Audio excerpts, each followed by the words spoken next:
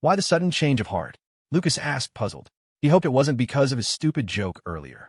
You don't have to listen to what anyone else says. For all you know, they're just trying to mess with your head. Lily tilted her head. Mess with my head? It just means when people tell you that you're not good enough, you should let it go in one ear and out the other. I don't care what other people say. I only listen to you, Lily said honestly. It's just, I feel like you're always thinking so much further ahead than I am. A wave of pride washed over her, followed by a pang of disappointment. She had genuinely fantasized about a future where she was the one making enough money, so he wouldn't have to work himself to the bone. He never complained, but she saw the dark circles under his eyes becoming a permanent fixture since he'd started the company. That rainy day at his apartment, he had fallen asleep from exhaustion in the time it took her to cook a simple meal. Maybe it was because his brain was always running at full speed, but he seemed to be in a constant state of sleep deprivation. I wouldn't be so sure about that, Lucas said with a gentle laugh. Maybe you were just under too much pressure before and never had a chance to really think things through. You're so much stronger now than you used to be. Haven't you noticed? Really? Lily looked at him, surprised. Of course. Before, when you had to choose between making a quick buck and investing in yourself, you always chose the quick buck, taking dead-end jobs. But now, whether it's tutoring or your art, your planting seeds are going to grow into something amazing, even if you just keep drawing as a hobby. Lily nodded, only half understanding. I want to earn more money, too, she said, her voice full of resolve. Lucas playfully twirled the umbrella. That's entirely up to you.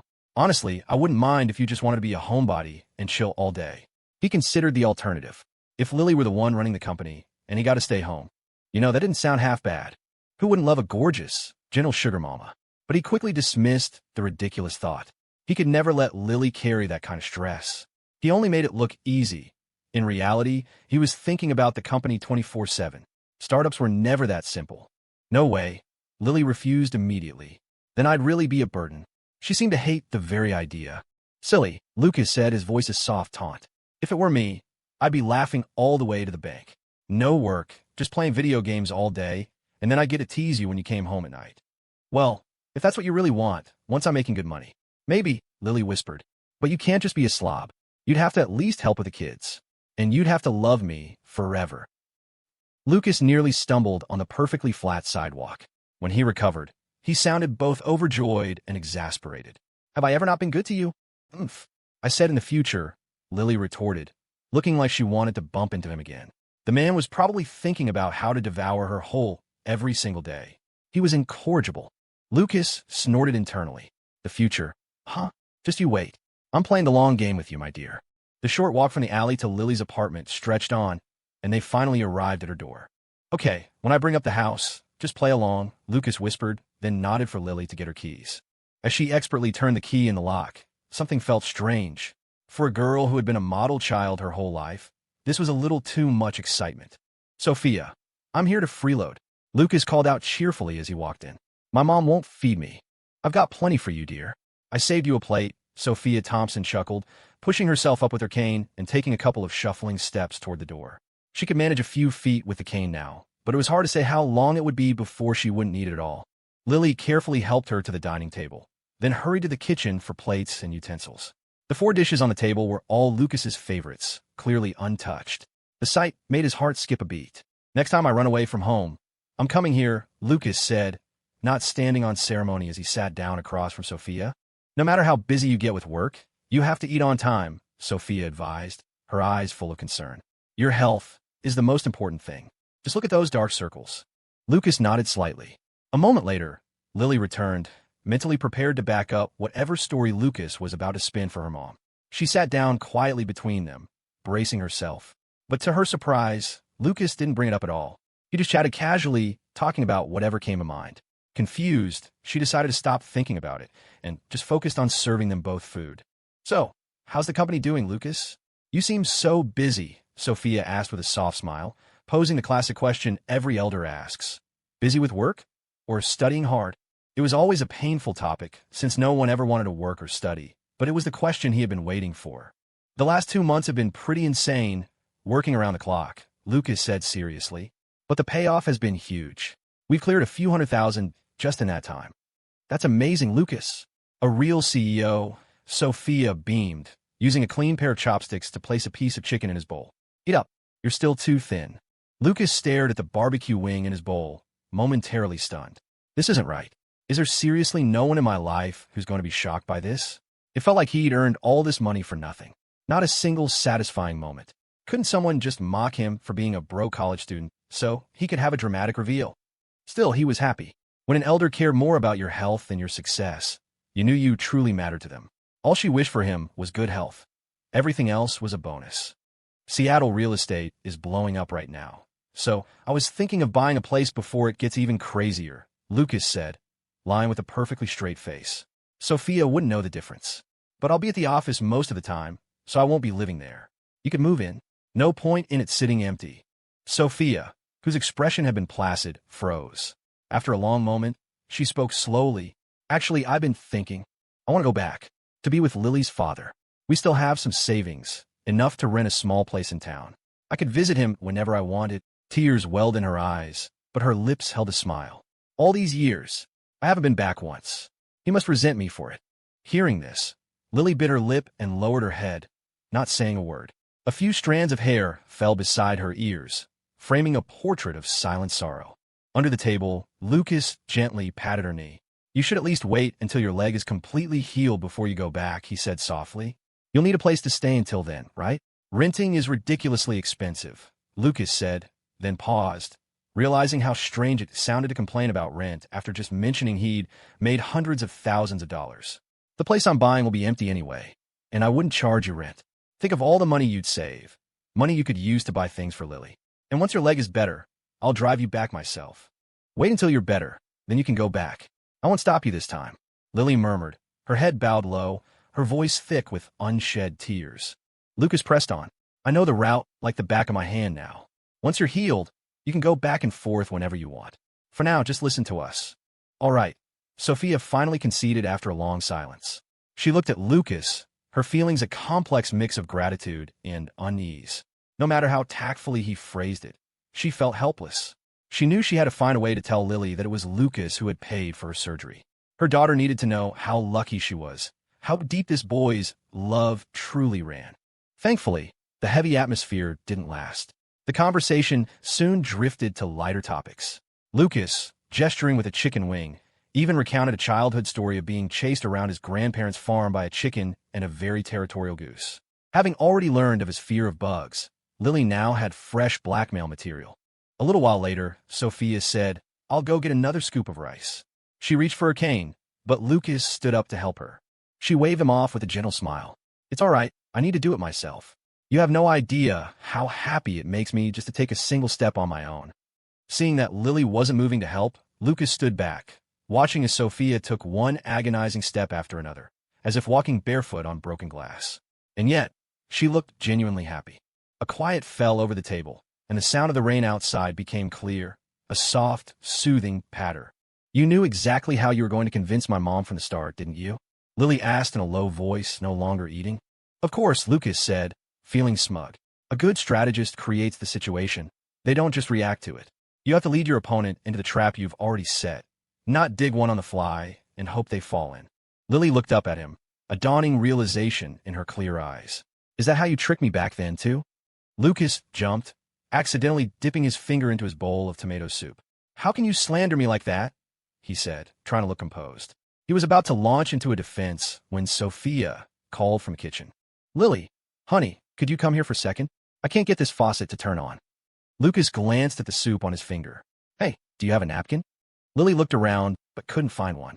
She glanced toward the kitchen, then back at him. She took his hand, tucked a stray piece of hair behind her ear with her other, and lowered her head. She gently sucked the soup from his fingertip, then, without a word, turned and rushed into the kitchen, her face flushed. Question mark. Lucas stared at his now slightly damp finger, a cool sensation spreading across his skin. His mind replayed the warm, soft feeling over and over. His brain had just short-circuited. A few seconds later, a mortified voice echoed from the kitchen. Don't you dare put that in your mouth. I didn't. That weekend, Lucas actually took Lily to look at apartments. She couldn't quite figure out why he was bringing her along when they weren't even engaged. Seeing how young Lucas was, the real estate agent was incredibly attentive, assuming he was some rich kid. But when she overheard him on the phone with Jason, discussing their company's growth, her attentiveness went into overdrive. She was so solicitous, constantly offering them water, that it started to unnerve Lily. After a few viewings, they sat in the car, looking over a stack of floor plans. "I thought you'd pick a place near campus," Lily said softly. "Too expensive," Lucas said, though he was smirking internally. "The places out here are cheaper, the neighborhood is nice, and there's a park nearby. Besides," he thought, "how am I supposed to trick you into living with me if I buy a place right next to campus?" This wasn't their forever home, anyway. When he actually married this goofball, he'd get her a penthouse or a house with a yard. "Should we get a ground floor place? Or one with an elevator? I'm worried your mom might get stuck if the power goes out," he continued. Lily thought for a moment. "She doesn't like to go out much when I'm not home." "An elevator it is, then. Ground floor and top floor apartments always have issues." "But this is your apartment," Lily said, feeling a little embarrassed. "You're always thinking about us." Lucas's eyes remained on the floor plans, but his voice was firm. "This is our apartment. Let's just go with this 2-bedroom. It's already partially furnished," he said, slumping back in his seat, suddenly exhausted. "I'm so tired of looking." The apartment was a 15-minute drive from his parents' house, but not particularly close to the university, which was perfect. Buying this one would also leave a good chunk of cash for the company. "It's already 1 o'clock. Are you hungry?" Lily leaned closer, her voice a whisper. Lucas glanced out the window, scouting for food. "A little. Let's eat out. What do you feel like? We still have to buy the apartment. We should save money." Lucas smiled and poked her forehead. "You silly goose. You can't save your way into a mortgage." In the end, they compromised, stopping at a small diner where they each got a bowl of soup for $10. That afternoon, back at his rental, Lily sat properly at the desk, diligently practicing her digital painting. Lucas sat nearby, his legs crossed, studying the speech he had to give at the end of the month. Neither of them spoke, but they both cherished the comfortable silence. Whenever one of them felt tired, they'd look up to see what the other was doing and feel a renewed sense of energy. Occasionally, their eyes would meet by chance, and Lily would always be the first to look away. Lucas ran a hand through his hair in frustration, having written less than 500 words in half an hour. After a moment of silent venting, he buckled down and got back to work. This speech was a huge promotional opportunity for the game, a chance to generate buzz on campus that he couldn't afford to waste. In an era where attention was currency, you had to ride every wave of hype you could. If necessary, he'd become a marketing tool himself. Good publicity, bad publicity, as long as people were talking, it was a win. The only real failure was silence. For a mobile game, hype was money. It was why so many developers paid for fan art and other community creations. "Do you think I'll ever have a chance to make money with my art?" Lily asked suddenly. "Aaron says I have a lot of talent." "I think so. The guys on the art team all say you've got a gift," Lucas replied, nodding. He'd actually asked them about it before. "But if you're going to make art your job, you have to promise me you'll find a new hobby." "You're so strict," Lily said, a rare hint of a pout in her voice. Finding a hobby was a chore. She was perfectly happy just spending time with him. Couldn't her boyfriend be her hobby? Subjectively speaking, time is never constant. When you're happy, it flies by in a flash. When you're sad, every day feels like a year. The two of them worked on their own things, mostly in silence, chatting intermittently.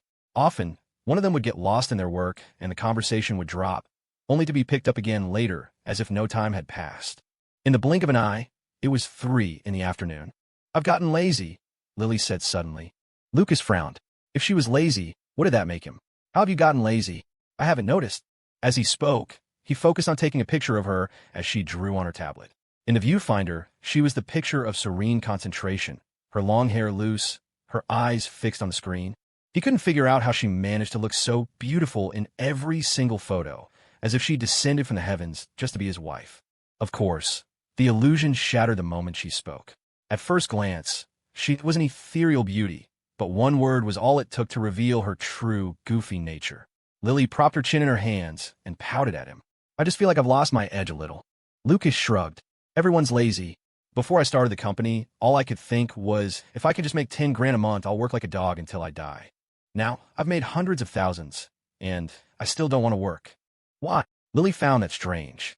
"Because now I'm thinking, if I can just make a few million, then I'll work like a dog until I die." Lily was speechless. Lucas had just proven with his own actions that her feelings weren't unique. Her gaze lingered on his handsome face, still feeling a little lost. The tension she had lived with for over a decade had suddenly snapped, and she honestly didn't know how to live a normal life anymore. She had the kind strangers who had donated to her mother's surgery to thank for even having the chance to ponder such a question. Lucas glanced at his own finger, a rare blush creeping up his neck. He held out his index finger. "Are you still hungry?" Lily's face instantly turned crimson, and her breathing quickened. "I told you to forget about that," she hissed. She was dying of regret. Why couldn't he just pretend it never happened? The more she thought about it, the angrier she got, and she had to fight the urge to stand up and headbutt him.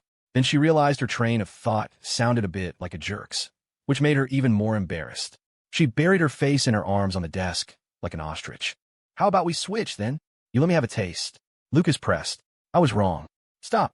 That hurts. Don't hit my kidneys." After a few moments of theatrical wailing, Lucas was lying on the sofa. Lily was curled up on top of him like a cat, her cheek resting against his chest, listening quietly to the rhythm of his heart. "I like this," Lily murmured with her eyes closed.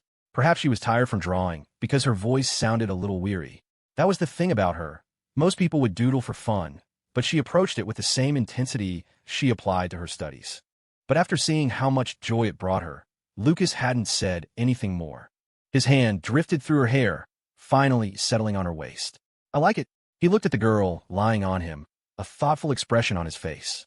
"It's only been a few months, but you've changed so much." Back then, she was so shy she'd only move when he told her to while he was applying medicine to her back. Now, she was teasing him into knots.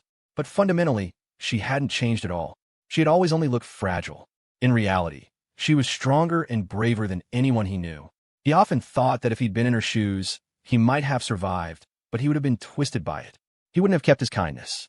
As for their relationship, when he had decided to walk 50 steps toward her, he looked up and realized she had already sprinted the other 50. The scenario where one person walks 99 steps while the other takes one, or none at all, didn't exist for them. "Which version of me do you like?" Lily asked. She felt the changes in herself, too. It was hard for a person to notice their own gradual transformation, but she knew with certainty that she was happier with each passing day. "I like all of them." As soon as he said it, he saw Lily lift her head to look at him. "Why is it that even when you're saying something so serious, your hands can't behave?" She was starting to regret buying these button-up pajamas. They made it far too easy for him to be a hooligan. She now seriously suspected this was a trap he had laid for her from the beginning. The man was devious enough to plan something like this weeks in advance. "Can a guy do a little window shopping?" Lucas said, his expression perfectly innocent as his hand continued its upward climb. Lily gave him a light nip, but she didn't stop him. She was lying on her stomach. Anyway, in the end, aren't you the one who's going to suffer? She wondered aloud. Thanks to a certain theoretical expert in her life who operated at near supersonic speeds, there wasn't much she didn't know. "It's sweet torture," Lucas replied shamelessly. Lily didn't say anything more, closing her eyes and nuzzling his chest. Fine, let him window shop, she thought. She felt like he had it rough, too. He never pushed her to change. He always waited for her to be ready before taking another step. He never even tested the waters on things she wasn't comfortable with. Thinking of this, she lowered her head a little more, hiding the small smile that played on her lips. A feeling of contentment and security washed over her, and she focused all her attention on the steady beat of his heart. After a while, Lucas noticed her breathing had become even and steady. He gently poked her head. She was really asleep. He snorted silently. "I'm in the middle of making a move on you, and you fall asleep?" Not a single shred of vigilance. Wasn't she afraid she'd wake up to find she'd been completely devoured? He couldn't help but smile, inhaling the faint, sweet scent of her hair and pulling her closer. Unconsciously, his own eyes drifted shut.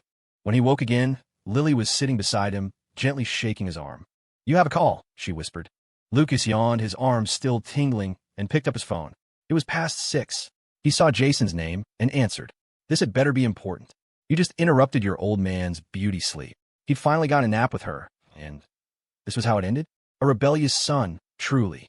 Jason's voice on the other end was unusually serious. "It is actually, are you at your apartment? I need to talk to you in person." Lucas blinked. "Yeah, come on over." After the call ended, Lucas was still in a daze, staring blankly at Lily. She had only woken up a few seconds before him and was just as disoriented. How had she fallen asleep on top of him like that? "Jason's on his way over." "No idea what's up," Lucas said, staggering to his feet and heading to the bathroom. He splashed some water on his face to wake himself up. For someone as naturally goofy as Jason to sound serious, it had to be something big.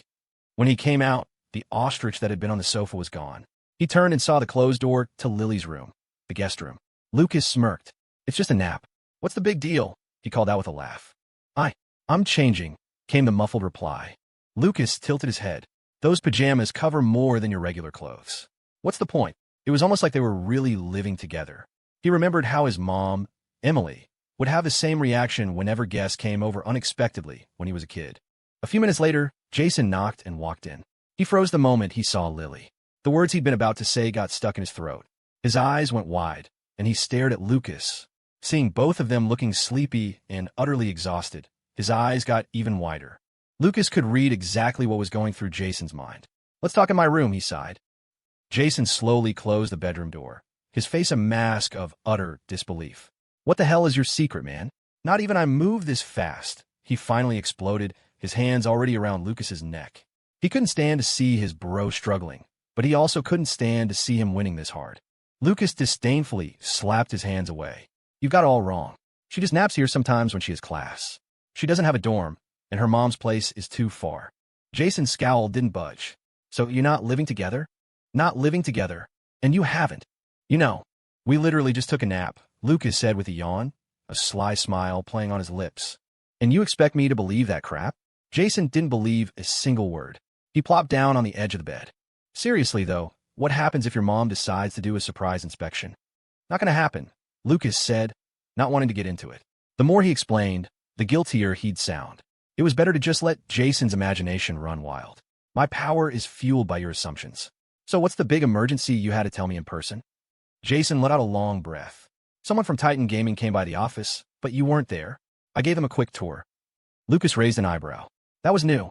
It was a bold move, showing up unannounced, but the fact that they'd sent someone in person meant they were serious. "What do they want?" "Long story short, they want to acquire our studio," Jason said, his voice low. "Especially you. We can talk about investment down the line, but an acquisition is off the table," Lucas said flatly. Things were going exactly according to plan. There was no way he was going to suddenly change course and work for someone else. Jason seemed to relax at Lucas's response, but he continued. "You should hear the offer first. It's insane. Doesn't matter how good it is," Lucas cut him off. "I like things the way they are." A smile finally broke through Jason's serious expression. "All right, then I'll just turn them down. I think they're staying at a hotel nearby." Although he would have supported Lucas either way, he was terrified he might have actually said yes. If that happened, his dream of making games would have come true, but he'd never get to make the game of his dreams. When you work for someone else, you have to prioritize profit. Once they made it big on their own, they wouldn't have to worry about that. Lucas shook his head. "If we're turning them down, then we need to pivot and talk about an investment partnership." "What do you mean?" Jason asked, confused. "If you don't give them a piece of the pie, they'll just suck you dry." The business world was a battlefield. A small fish had to act like a small fish and have the wits to survive if it wanted to make it. Lucas would bet his life that if they sent Titan home empty-handed, a bigger, better-funded competitor would be in beta testing within a few months. How was a small indie studio supposed to compete with that? Jason was starting to understand. "So, they could just show up and take a bite out of us? Is it even legal?" Lucas looked at him like he was an idiot. "You think I'd let them get a free ride? We're going to need them for something very soon." Seeing the look on Lucas's face, the weight in Jason's chest lifted. He clapped him on the shoulder. "Are you secretly a genius, or something? You didn't tell them where I was, did you?" Lucas asked. "No. I figured telling them the guy in charge was slacking off wouldn't be a great look. I told them you were still busy. I had to make up an excuse just to get away and come find you." "Good. Tonight, you take them out to dinner alone. Tell them I'm out of state, meeting with another company. Tomorrow, I'll rush back, and we can start talking partnership. And that's how it's done." "You are a devious bastard," Jason said, before turning and leaving the room. Lucas walked back into the living room and watched the front door close, letting out a long sigh. Lily came to his side, looking at him with curiosity. It was clear they had been discussing something incredibly important. "I never would have imagined my life would be anything but peaceful," Lucas said suddenly. He was, by nature, a professional slacker. But even as the words left his mouth, he knew. From the moment Sophia needed surgery and Jason had offered up his entire share of the profits, without a second thought, he had decided he was in this with him until the very end. "You don't like how things are now?" Lily asked softly. Lucas slowly took her hand, feeling the calluses on her palm. His resolve hardened. "I used to hate complications. Now I love them." Lily bit her lip and pulled him toward the bathroom mirror. "Look at the dark circles under your eyes." "What about them?" "Still handsome as ever." Lucas deflected with a straight face. "Okay, so his hair was a little long, but that was a minor detail." Lily's cheeks puffed out. "I'm telling you to look at your dark circles." He was treating her like an idiot, changing the subject like that. She had to admit he was still handsome, but that wasn't the point. It's fine. Not that bad. While Lucas could spot dark circles on Lily's face from a mile away, he was far less concerned about his own. He looked like he was turning into a panda, but he still thought it wasn't serious. Their whole office was starting to look like a zoo lately. Everyone was running on fumes. The profits were skyrocketing, but so was the workload. Have you been really tired lately? Lily asked softly, gently cupping his face in her hands. Her eyes, shimmering like pools of water, were filled with concern. Including this afternoon, she had lost count of how many times he had fallen asleep the moment he lay down. Even if she didn't understand how to run a company, she could see that his relaxed demeanor was just an act. It's been a little hectic, that's all, Lucas said, covering her hands with his own. How else do you think we got that apartment? I don't want you to be so exhausted. It seemed to click for Lucas. So, on the way to your mom's, when you said you wanted to be my sugar mama. Was that why? Yes, Lily said, wrapping her arms around his waist and hugging him tightly. If this isn't your dream, then please don't push yourself so hard. I'll graduate in 2 years. We can earn money together. And my mom said it before. We don't care about a big wedding or anything. If you're just doing this to give me a better life, then please stop. I'm scared you're going to burn out. If I'm overthinking it, then just forget I said anything. Her words were clumsy, laced with anxiety and a lack of confidence. Lucas looked at their reflection in the mirror and thought for a moment. What do you think a dream is? He asked softly. Lily looked up at him. I don't know. I'm not that ambitious. My dream is for your dream to come true. Lucas froze, then smiled and kissed the back of her hand. This goofball didn't realize that the more she said things like that, the harder he wanted to work for her. What man could bear to let a girl like this struggle? Let her graduate into the 9 to 5 corporate grind like everyone else? Not a chance. Of course I have to give you a better life. I can't have you suffering after you marry me, can I? For once, Lily's gaze was solemn, her voice firm. If you're willing to marry me, I'll marry you even if you don't have a penny. To someone who had lost a loved one, nothing was more important than health. You silly goose, Lucas said, gently poking her forehead before walking back into the living room. He knew she meant it. A few months ago, he might have hesitated. If his parents weren't a factor, he could get a decent job, handle a mortgage, and they'd live a comfortable life. But now he had proven he was capable of giving her more, and there was no reason to back down. The small bathroom felt empty and silent again. Lily stared at the doorway, sighing deeply. She suddenly didn't know what to do. She remembered Lucas telling her a long time ago that they should always communicate if they disagreed. But now that her own desires were at odds with his, she didn't know if she should press the issue.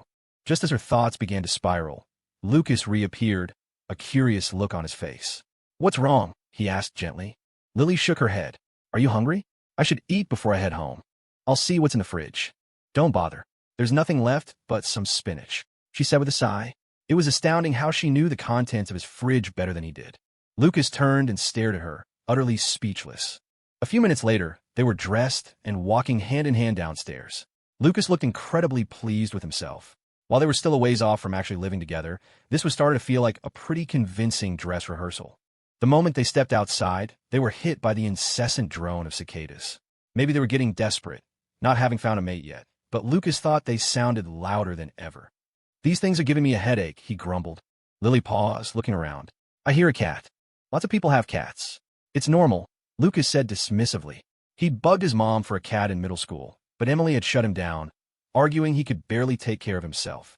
He'd been indignant at the time, but now he saw her point. Weren't we all just useless lumps who could only shout, Mom, I'm hungry? As an adult, he'd much rather have someone take care of him like a cat. Lily followed the sound and found a small gray kitten huddled in a bush. Lucas came over, only then hearing the faint, weak meows. Doesn't look like a stray, he said, leaning in. He tore off half the slice of bread he'd been chewing on and offered it to the kitten. Seeing that the cat wasn't hostile, Lily tentatively reached out and stroked its fur. Then she did it again. Lucas couldn't help but smile. Was it impossible for girls to resist fluffy creatures? I didn't know you liked cats so much, he said, surprised. For some reason, his voice sounded a little sour. Lily stood up, dusted off her hands, and walked over to him. She planted a kiss on his cheek. I like you, she said playfully. Lucas turned away, clearing his throat loudly. I'm not jealous of a cat. He scowled. He wasn't. Not at all. Lily just smiled and linked her arm through his. Who taught you to be like this? He couldn't help but ask. Her progress was so rapid, he was having trouble keeping up. It wasn't that he wasn't trying, But how was he supposed to compete when she was dropping bombshells like it was nothing? You don't like it? I like it too much. That's why I'm asking. Lily leaned her whole body against his, her arm pressed tightly to his side. No one taught me. It just happens. I think the way you get all flustered is really cute. I can see in your expression that you like me, and that you're happy. So, over time, I just learned. Why are you so warm? Lucas paused, pressing the back of his hand to her forehead. Are you running a fever? Lucas frowned, then placed his hand on his own forehead. It wasn't the same at all. Lily definitely had a fever. She didn't seem concerned. It's nothing. Let's go get groceries. I'll feel fine after a good night's sleep at home. She would bet anything that if she went home now, Lucas would be too lazy to cook for himself and would just order takeout. Seeing him staring at her, she lowered her head like a guilty child. Fine. I'll go home and rest right now. Lucas pinched her soft cheek. You'll really go home and rest? He couldn't let her go. She wouldn't rest. He had a feeling she wouldn't even tell Sophia she was sick. She would just go home and try to act normal, hiding it from her mom. That day it rained. When you were waiting for me with the umbrella, did you have a fever then too? Lucas pressed. He'd thought she felt a little warm at the time, but since she always ran a little warmer than him, he hadn't thought much of it. Damn it. Why didn't I think much of it? He wanted to slap himself. Oh, a little bit, Lily mumbled. She didn't dare tell him that she'd caught a cold from being out in the wind and rain that day, and just hadn't gotten over it. Lucas used both hands now, pinching both her cheeks. You're a better actor than I am. It made sense. She'd probably been forcing herself to act fine while she was sick her whole life. If he hadn't happened to touch her arm when they came outside, he never would have noticed. On the surface, she looked perfectly healthy. You're under arrest, Ms. Thompson, Lucas said suddenly. You can either let me take you to a clinic, or you can go upstairs and rest. Lily instinctively took a step back. I can't explain it to my mom. It's not even raining today. Instead of answering, Lucas dialed a number. Yo, what's up? A lazy voice came through the phone. 1 week, paid time off. You want it? Lucas got straight to the point. All right, what do you need? Aaron Thompson said without a moment's hesitation. Lucas nodded, satisfied. It was so much easier talking to smart people. You've suddenly come down with appendicitis and have to be hospitalized. Lily is staying with you at the hospital tonight to take care of you. Got it. Are you kidding me? For that paltry sum, you want me to sell out Lily and be your wingwoman? Do you know what she means to me? The voice on the other end became deadly serious. She's my only best friend. We've known each other since freshman orientation. She's the best. I'll add another 7 days, but not consecutive. Gotta go, I think my appendix just burst. Aaron hung up. Lucas lowered his phone and shrugged at Lily, trying to hold back a laugh. He pointed a thumb toward the apartment building. Seeing the utterly gobsmacked expression on her face as she realized she'd been completely sold out by her best friend made it even harder not to crack up. But he couldn't laugh now. If he laughed, she'd try to use her cuteness to get out of it. I don't want to go to the hospital, Lily said, fidgeting. It was her least favorite place in the world. Lucas stepped forward and took her hand. Then you'll go upstairs and rest. With Aaron as your alibi, your mom won't worry. And you'll have your boyfriend to take care of you. Isn't that nice? She glanced at him nervously. I'm a patient now. You can't bully me. I didn't bully you last time you slept over, did I? Reassured, Lily lowered her eyes and started climbing the stairs one step at a time. Whether it was her temperature rising or the sudden release of tension, she felt weak, and her eyelids were heavy. The moment Lucas had said he would take care of her, it was as if all her years of experience toughing out fevers had been wiped clean. She had transformed into a delicate girl who would topple over with a gentle push. She finally understood why people said happiness makes you weak. Back in the apartment, Lucas urged Lily into bed and then ran to a nearby pharmacy for a thermometer and fever reducer. Lily buried her head under the covers, curling into a ball against the chill. Her eyes were closed, her breathing was hot, and she drifted in a state between sleep and wakefulness. In her daze, she felt Lucas sit beside her again, though she was sure he had just left. Take your temperature, he said with a soft laugh. You said there was spinach in the fridge, right? I'll make you some pasta. Emma begged me to cook for her, and I never do. You're getting the special treatment today. He knew she disliked takeout, so there was no point in asking. Lily emerged from the covers, her hair a bit messy, but still unable to hide her charm. She smiled sweetly at him. Okay. After Lucas left, she closed her eyes again. She didn't check the time. She knew he was keeping closer track of it than she was. Sure enough, the sound of chopping from the kitchen stopped, followed by hurried footsteps. Let me see what it says. Lucas slowly rotated the mercury thermometer, searching for the right angle to read it. He didn't trust the digital ones, and he didn't much like the mercury ones either. They were a hassle. What is it? Lily whispered, her voice even drowsier than before. 101. 1. Lucas carefully put the thermometer away, then couldn't resist pinching her cheek again. Now I know why you're so silly. You've burnt out all your brain cells by not resting when you have a fever. Now, take your medicine. I'm cold, she said pitifully after swallowing the pills. I'll hold you, then you won't be cold. Lily didn't refuse, obediently making room for him. Lucas wasn't in the mood to tease a sick Lily. He simply laid down beside her, pulled the covers up, and wrapped her in his arms. Her skin was hot to the touch, like a little furnace. She buried her face in the crook of his neck, actively holding him tighter. Her breath was hotter than usual, tickling his neck along with her soft hair. Still cold? He asked gently. Lily snuggled deeper into his embrace. Not anymore. All right, I'll hold you for a little longer, then I'll go make you dinner. You can sleep after you eat. As he spoke, he saw the corners of her mouth curl up into a smile. Hey, what are you smiling about? You're sick. I just feel so happy. You goofball, Lucas said, exasperated. She was too easily pleased. My birthday is coming up soon. I'm more aware of that than you are. Lily hugged him tighter, perhaps enjoying the special privileges of being a patient. Her movements were more intimate than usual. And my next birthday is less than 13 months away. Then I'll be 20. I'm more aware of that than you are, too. Huh. I wonder what this little goofball is hinting at. A while later, realizing Lily had fallen asleep, Lucas tried to carefully slip away. He had just started to get up to go to the kitchen when he found his arm was still trapped in her embrace. She was clinging to him like an octopus, one leg thrown over his, pinning him down. Perhaps sensing its prey was struggling, the sleeping octopus tightened its tentacles, pulling him back and wrapping itself around him completely. Held fast in a grip like a child hugging a teddy bear, Lucas didn't dare move. He stared blankly at the ceiling, blinking. He clearly hadn't processed the situation. It was unbelievable. He had a whole playbook of schemes he hadn't even used yet, and his plan to sleep in the same bed with her had been accomplished this easily. Just like that. Report to command. I seem to have infiltrated the enemy's inner sanctum through unconventional means. The sun had set completely, and twilight settled over the city. As the sky darkened, the world itself seemed to slow down. This was especially true in the old apartment complex, where the children who had been playing outside had all gone home. Looking out, nearly every window, framed by old-fashioned security bars, was lit up. Only one window remained dark. Lucas hadn't moved since Lily had latched onto him, which meant he hadn't been able to get up and turn on a light. He quietly watched the hazy nightscape outside, his feelings a tangled mess. He never would have imagined that his first time sharing a bed with a girl would unfold like this. He couldn't think about anything else. He was too busy worrying. He had lost count of how many times he had touched Lily's forehead, terrified her fever would spike again. Lily, on the other hand, was sleeping soundly. The goofball had no defenses up around him at all, even though she was always calling him a hooligan. Girls were such strange creatures. Lucas sighed internally and reached out to check her forehead again. He had to admit, she was soft all over and incredibly comfortable to hold. Perhaps his movement was too large this time, because the girl in his arms let out a small whimper and slowly opened her eyes. Still feeling sick? Are you hungry? Lucas whispered. A little, Lily murmured, still half asleep. It wasn't clear which question she was answering.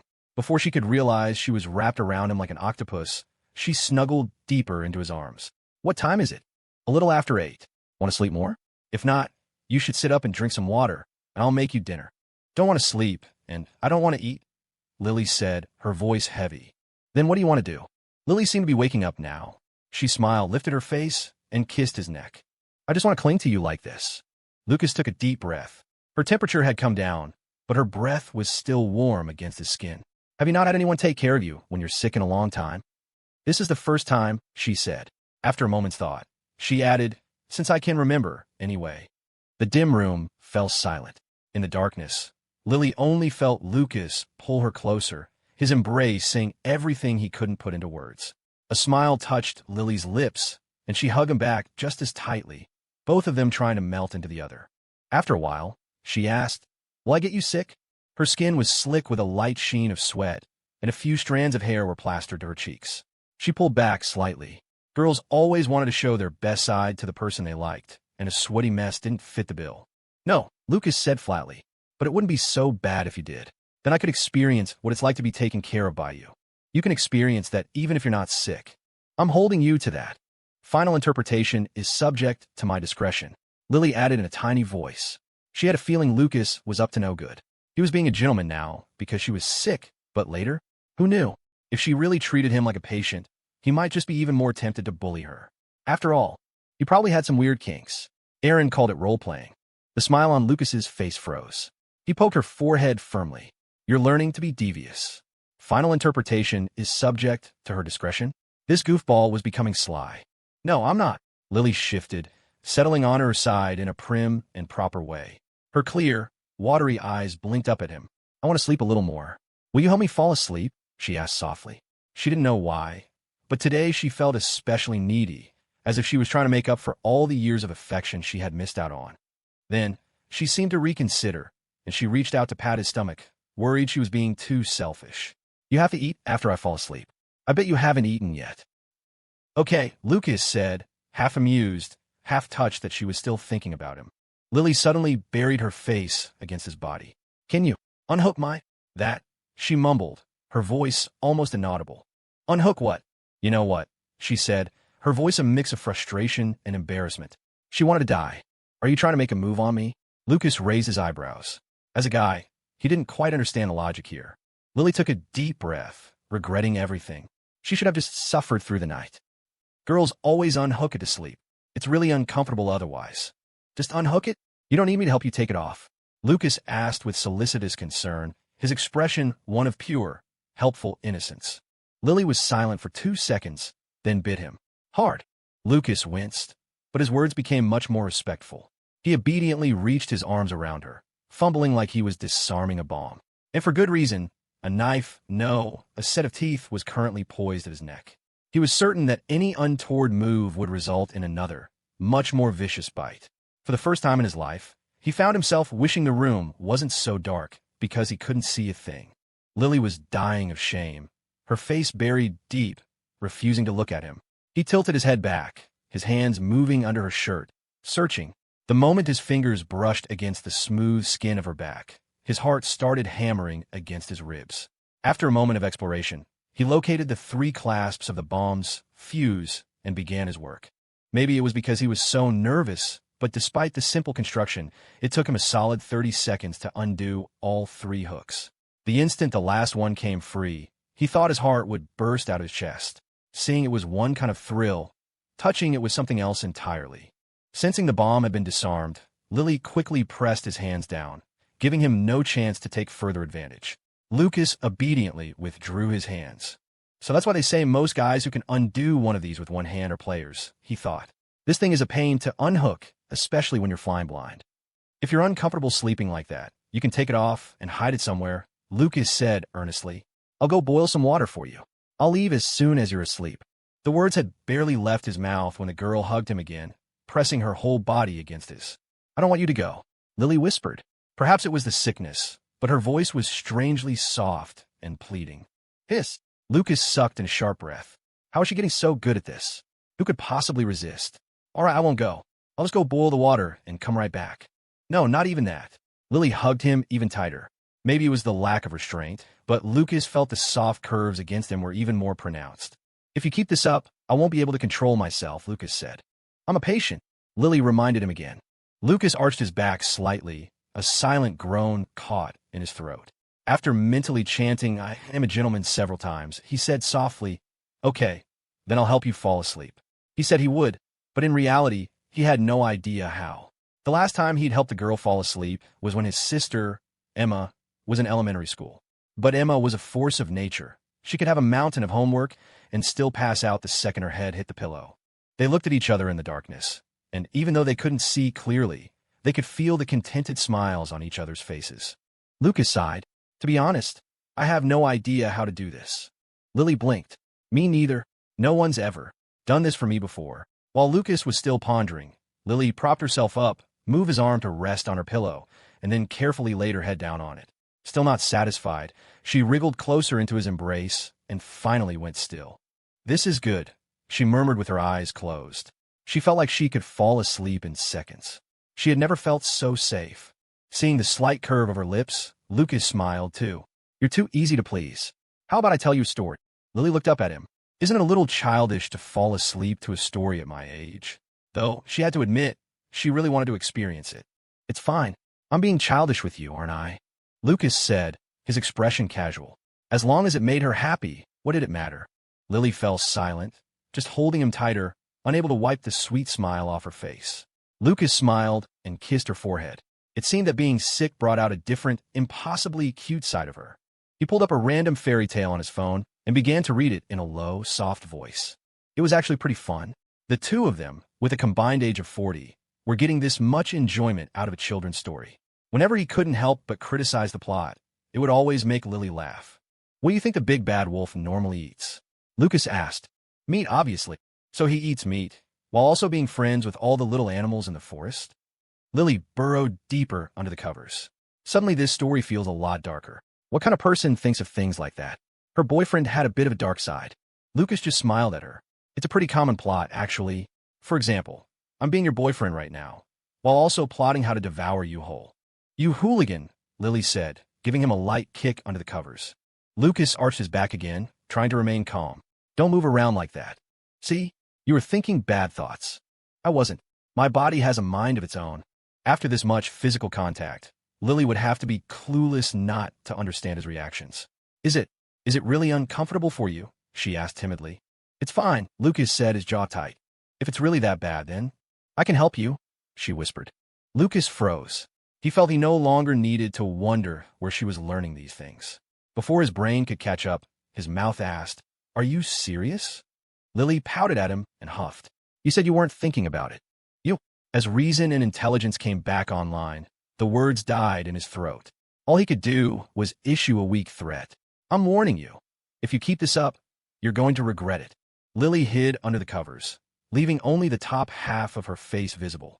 Her clear, beautiful eyes blinked at him. "But I'm still sick." Lucas was completely stunned. This was the first time he had ever fallen into a trap set by Lily, experiencing the utter humiliation of being completely outmaneuvered. Her progress was terrifying. It had always been a one-sided domination, but now, things were changing. He had a sudden realization. Lily was getting smarter. If he kept this up, he was going to be the rabbit in the story of the tortoise and the hare. His reputation as a master strategist would be ruined. After finally managing to change the subject, Lucas dutifully read the story for a while longer. When he turned to say something else, he found that the girl beside him had already fallen asleep, a faint smile still on her lips. For her, the content of the story didn't matter at all. Just hearing his voice was enough to make her feel safe. Lucas quietly lay down beside her and slowly closed his eyes. A moment later, they snapped open again. He just couldn't sleep. With a helpless sigh, he sat up, tucked the covers around the sleeping girl, and quietly returned to his own room. The next morning, a light rain had started sometime during the night, leaving the air unusually cool. Lily woke up at her usual time, her internal clock as reliable as ever. After washing up, she went to Lucas's room.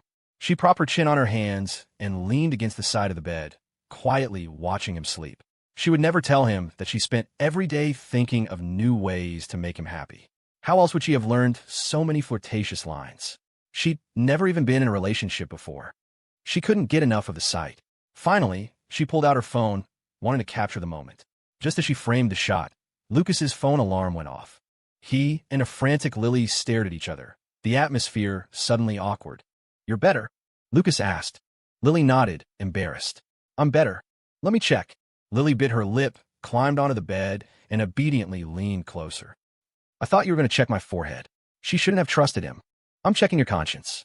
How dare you try to take secret pictures of me?" Lucas said, no longer teasing. He sat up and placed his hand on her forehead, relieved to find her temperature was normal. This goofball was getting more devious by the day. If he hadn't been worried about her fever and set multiple alarms, she would have gotten away with it. Just as he turned off his alarm, a new ringtone filled the room. This time it was Lily's phone, playing the same song Lucas had once sung to her, which had been her ringtone ever since. Lily glanced at the caller ID and shot to her feet. It's my mom. What are you panicking for?" Lucas chuckled at her frantic state. It wasn't like they'd actually done anything. Well, except for that little bit of mischief just now. Lily took 2 deep breaths, her hand trembling as she answered the call. "Hi, Mom," she said, her voice barely a whisper. She twisted the hem of her shirt in her free hand. A kind voice came through the phone. "Honey, what are you up to?" Lily's mind went blank. She took so long to answer that Sophia thought the call had dropped. After her mom called her name a few more times, she finally blurted out, "I was just about to go get us some breakfast." "How's Aaron?" Lily paused. She's okay. Sophia sighed. I looked it up online, and it says that condition needs surgery. Oh, that poor child, sick with no family around. I hear it's incredibly painful when it flares up. You take good care of her, you hear? Lily's mouth hung open. Oh, it is. It's painful. A few seconds later, she saw the words Lucas had typed on his phone screen and read them aloud without thinking. She was in so much pain, she cried all night, just rolling around. Halfway through, she realized how ridiculous it sounded, but she didn't know how to backtrack. She just squeezed her eyes shut and finished the sentence, then shot Lucas a look that was equal parts shame and fury. Why couldn't he ever pass up an opportunity to mess with her? Lucas could barely contain himself, biting his lip so hard he thought it might bleed to keep from laughing out loud. He decided Aaron was officially just as useful a wing person as Jason. Sophia offered a few more words of encouragement and then hung up. Lily finally relaxed, slumping onto the edge of the bed as if she'd just run a marathon. She was clearly a terrible liar. She let out a long sigh and fell back onto the bed, then rolled over and buried her face in Lucas's side. I feel like I'm turning into a bad kid. Congratulations, you're officially an adult. The kind who lies to their parents about staying out all night, Lucas teased. For some reason, what had felt like nothing before now felt strangely thrilling. You be quiet. Lily nipped his shoulder, then buried her face in his neck. You're a bad influence on me. Even though she'd only done it so Sophia wouldn't worry, it still felt wrong. Her cheeks were burning, though she couldn't tell if it was from embarrassment or a lingering fever.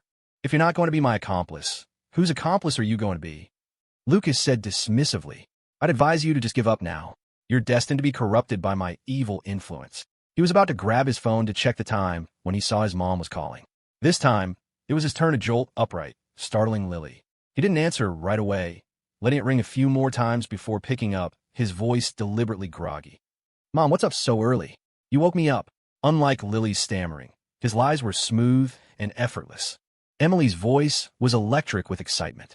Your dad told me you're giving a speech at the university at the end of the month. Is that true? Of course it is. And the school isn't even providing a script. I've been so stressed about it. I'm losing my hair. That's wonderful. Emily praised him with a laugh. You weren't this excited when your son made hundreds of thousands of dollars, Lucas grumbled. As he spoke, he felt Lily's hand sneak over to his side, poised to tickle him. He shot her a pleading look, and when that didn't work, he gave her a mock-threatening glare. That seemed to do the trick. You just don't get it, Emily said triumphantly.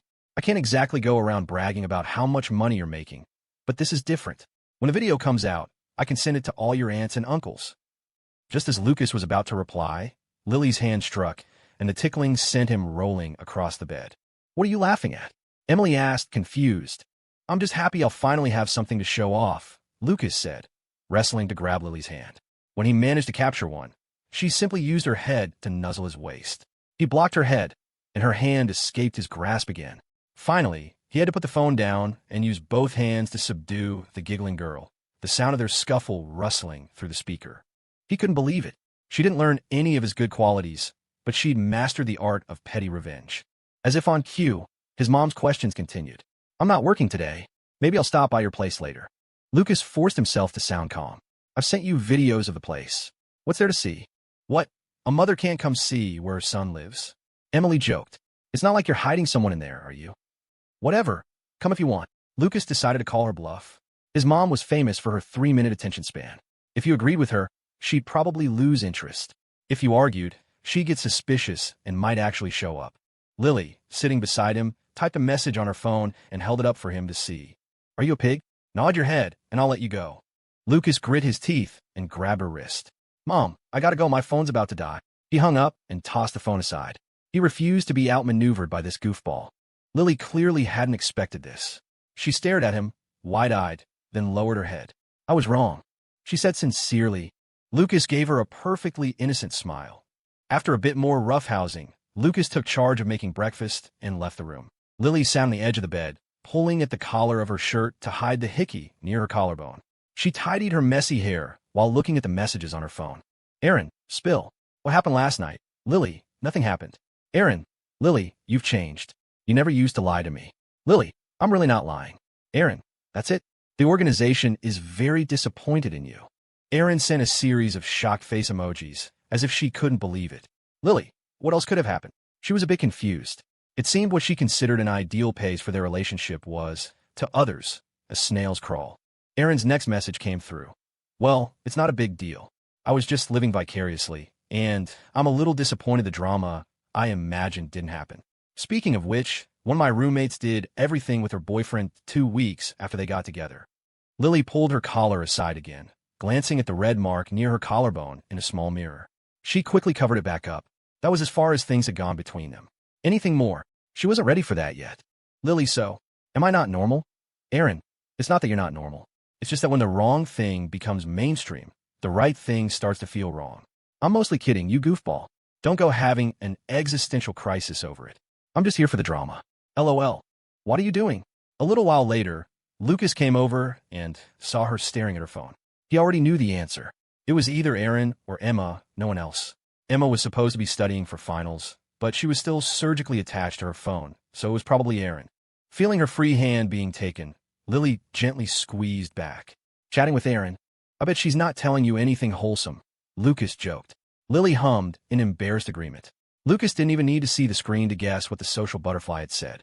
It was definitely a play-by-play interrogation of the previous night. You know what they say? You are who you hang out with. Be careful you don't get corrupted by her. Lily tilted her head.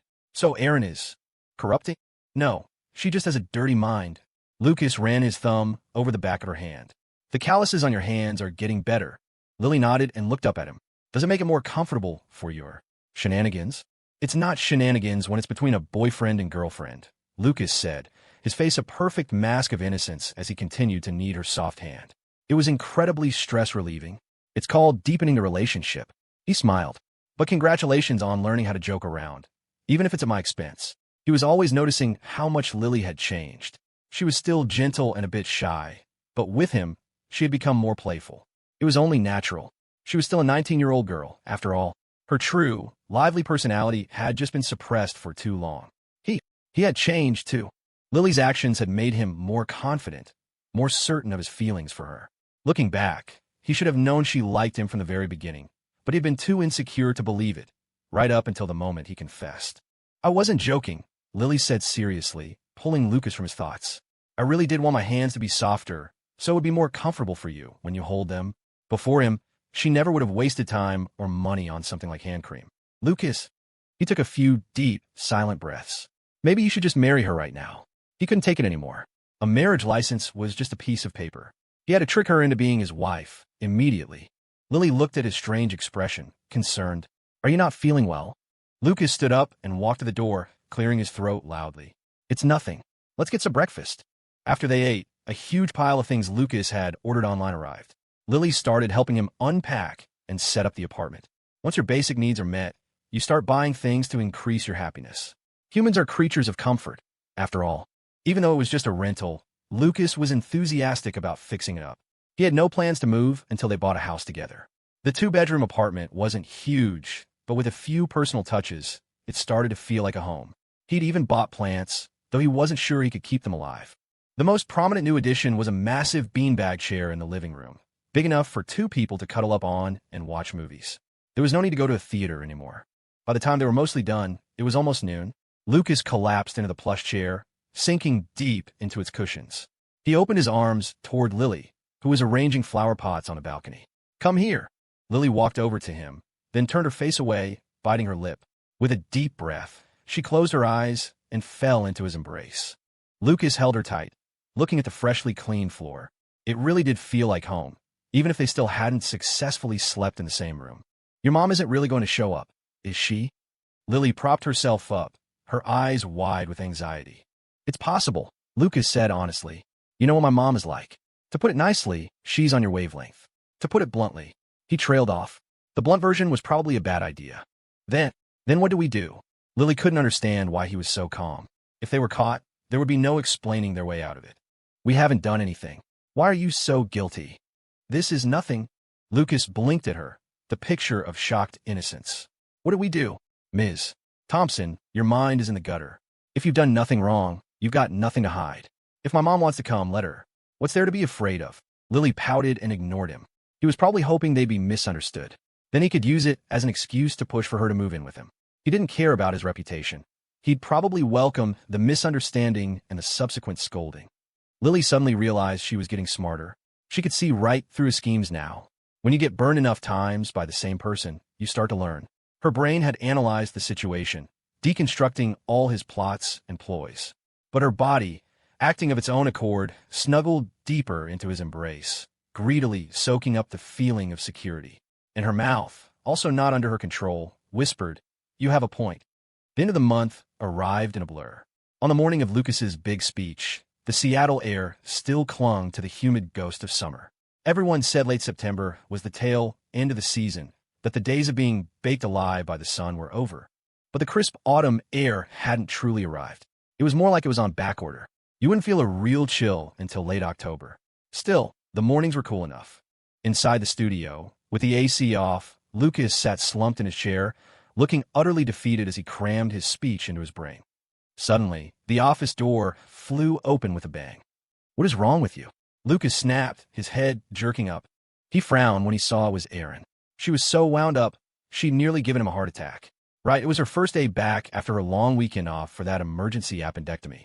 He supposed a little manic energy was understandable. Erin slapped her phone down on his desk, her knuckles rapping the surface twice. Look at this." Lucas straightened up and leaned over the screen. It was a digital painting done in a thick, painterly style. The image depicted a scene from the anime A Silent Voice. The moment the main character, Shoko Nishimiya, grabs the back of a bicycle to confess her feelings. The anatomy was a little off, but the background, a street bathed in the warm glow of sunset, made the characters pop with emotion. It felt like the feeling was radiating right out of the image. You could find a million illustrations online that were technically perfect or overtly provocative, but it was rare to find one that could make you feel something so instantly. "It's good," Lucas said, sinking back into his chair with a practiced air of nonchalance. Lily drew it. That got his attention. Lucas shot forward again, a wide grin spreading across his face. The closer he looked, the more he loved it, his face nearly pressed against the screen.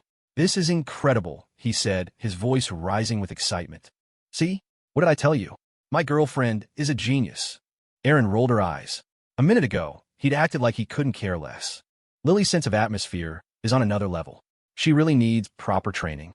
If she got some guidance from a real pro, a senior concept artist. "Aren't you a pro?" Lucas countered. As much as he hated to admit it, Erin's artistic talent was undeniable, and she'd only gotten better since joining Allcade Studios. She might not be at the level of an art director at a major studio yet, but she ran their art department with ease. "Her ceiling is way higher than mine," Erin said, beaming as if she'd discovered her own hidden talent. "Art isn't something you just master overnight. You're a layman, so you might not see the nuances, but Lily's rate of improvement is terrifying. Of course, she started from a ridiculously high baseline. But wait, doesn't she watch you draw all the time? How are you just noticing this now?" Lucas asked, confused. Erin sighed, her gaze fixed on the illustration in her phone's gallery. "Before you came along, no, before her mom's surgery, she wouldn't touch a pencil. Wouldn't even look at art supplies, no matter how much I pushed. Of course I never saw it. Back then, her only form of entertainment was sleeping." She shuddered, not wanting to imagine what kind of life the sweet girl would be living if Lucas hadn't shown up. Erin knew her own limits. There was only so much she could do. And eventually, she would graduate and go back home. Lucas nodded slowly, letting the heavy silence hang for a moment before changing the subject.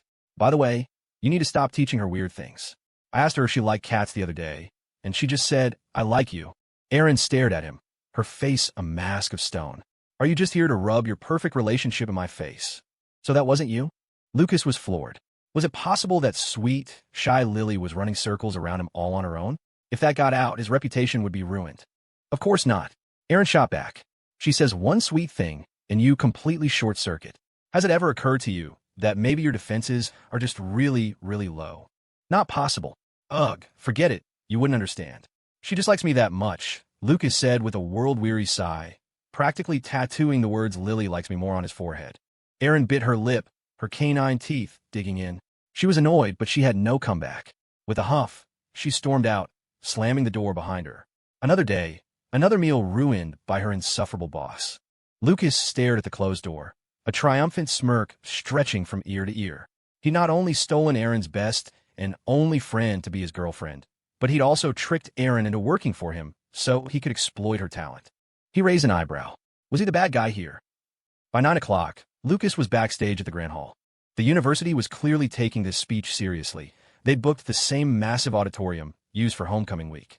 A whole crew from all Cade Studios had come to cheer him on, creating a boisterous, chaotic cluster in the wings.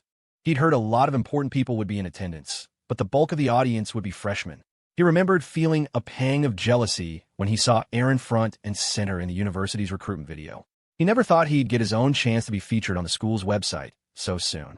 Who was he to turn down a moment in the sun? There are so many people out there, Lily said, her voice barely a whisper. She just peeked out into the hall and now stood before him, looking timid. And there are people with cameras everywhere. She was still deeply uncomfortable in large crowds. If she were the one giving the speech, he knew she'd probably get so nervous she'd try to dig a hole in the stage and crawl into it.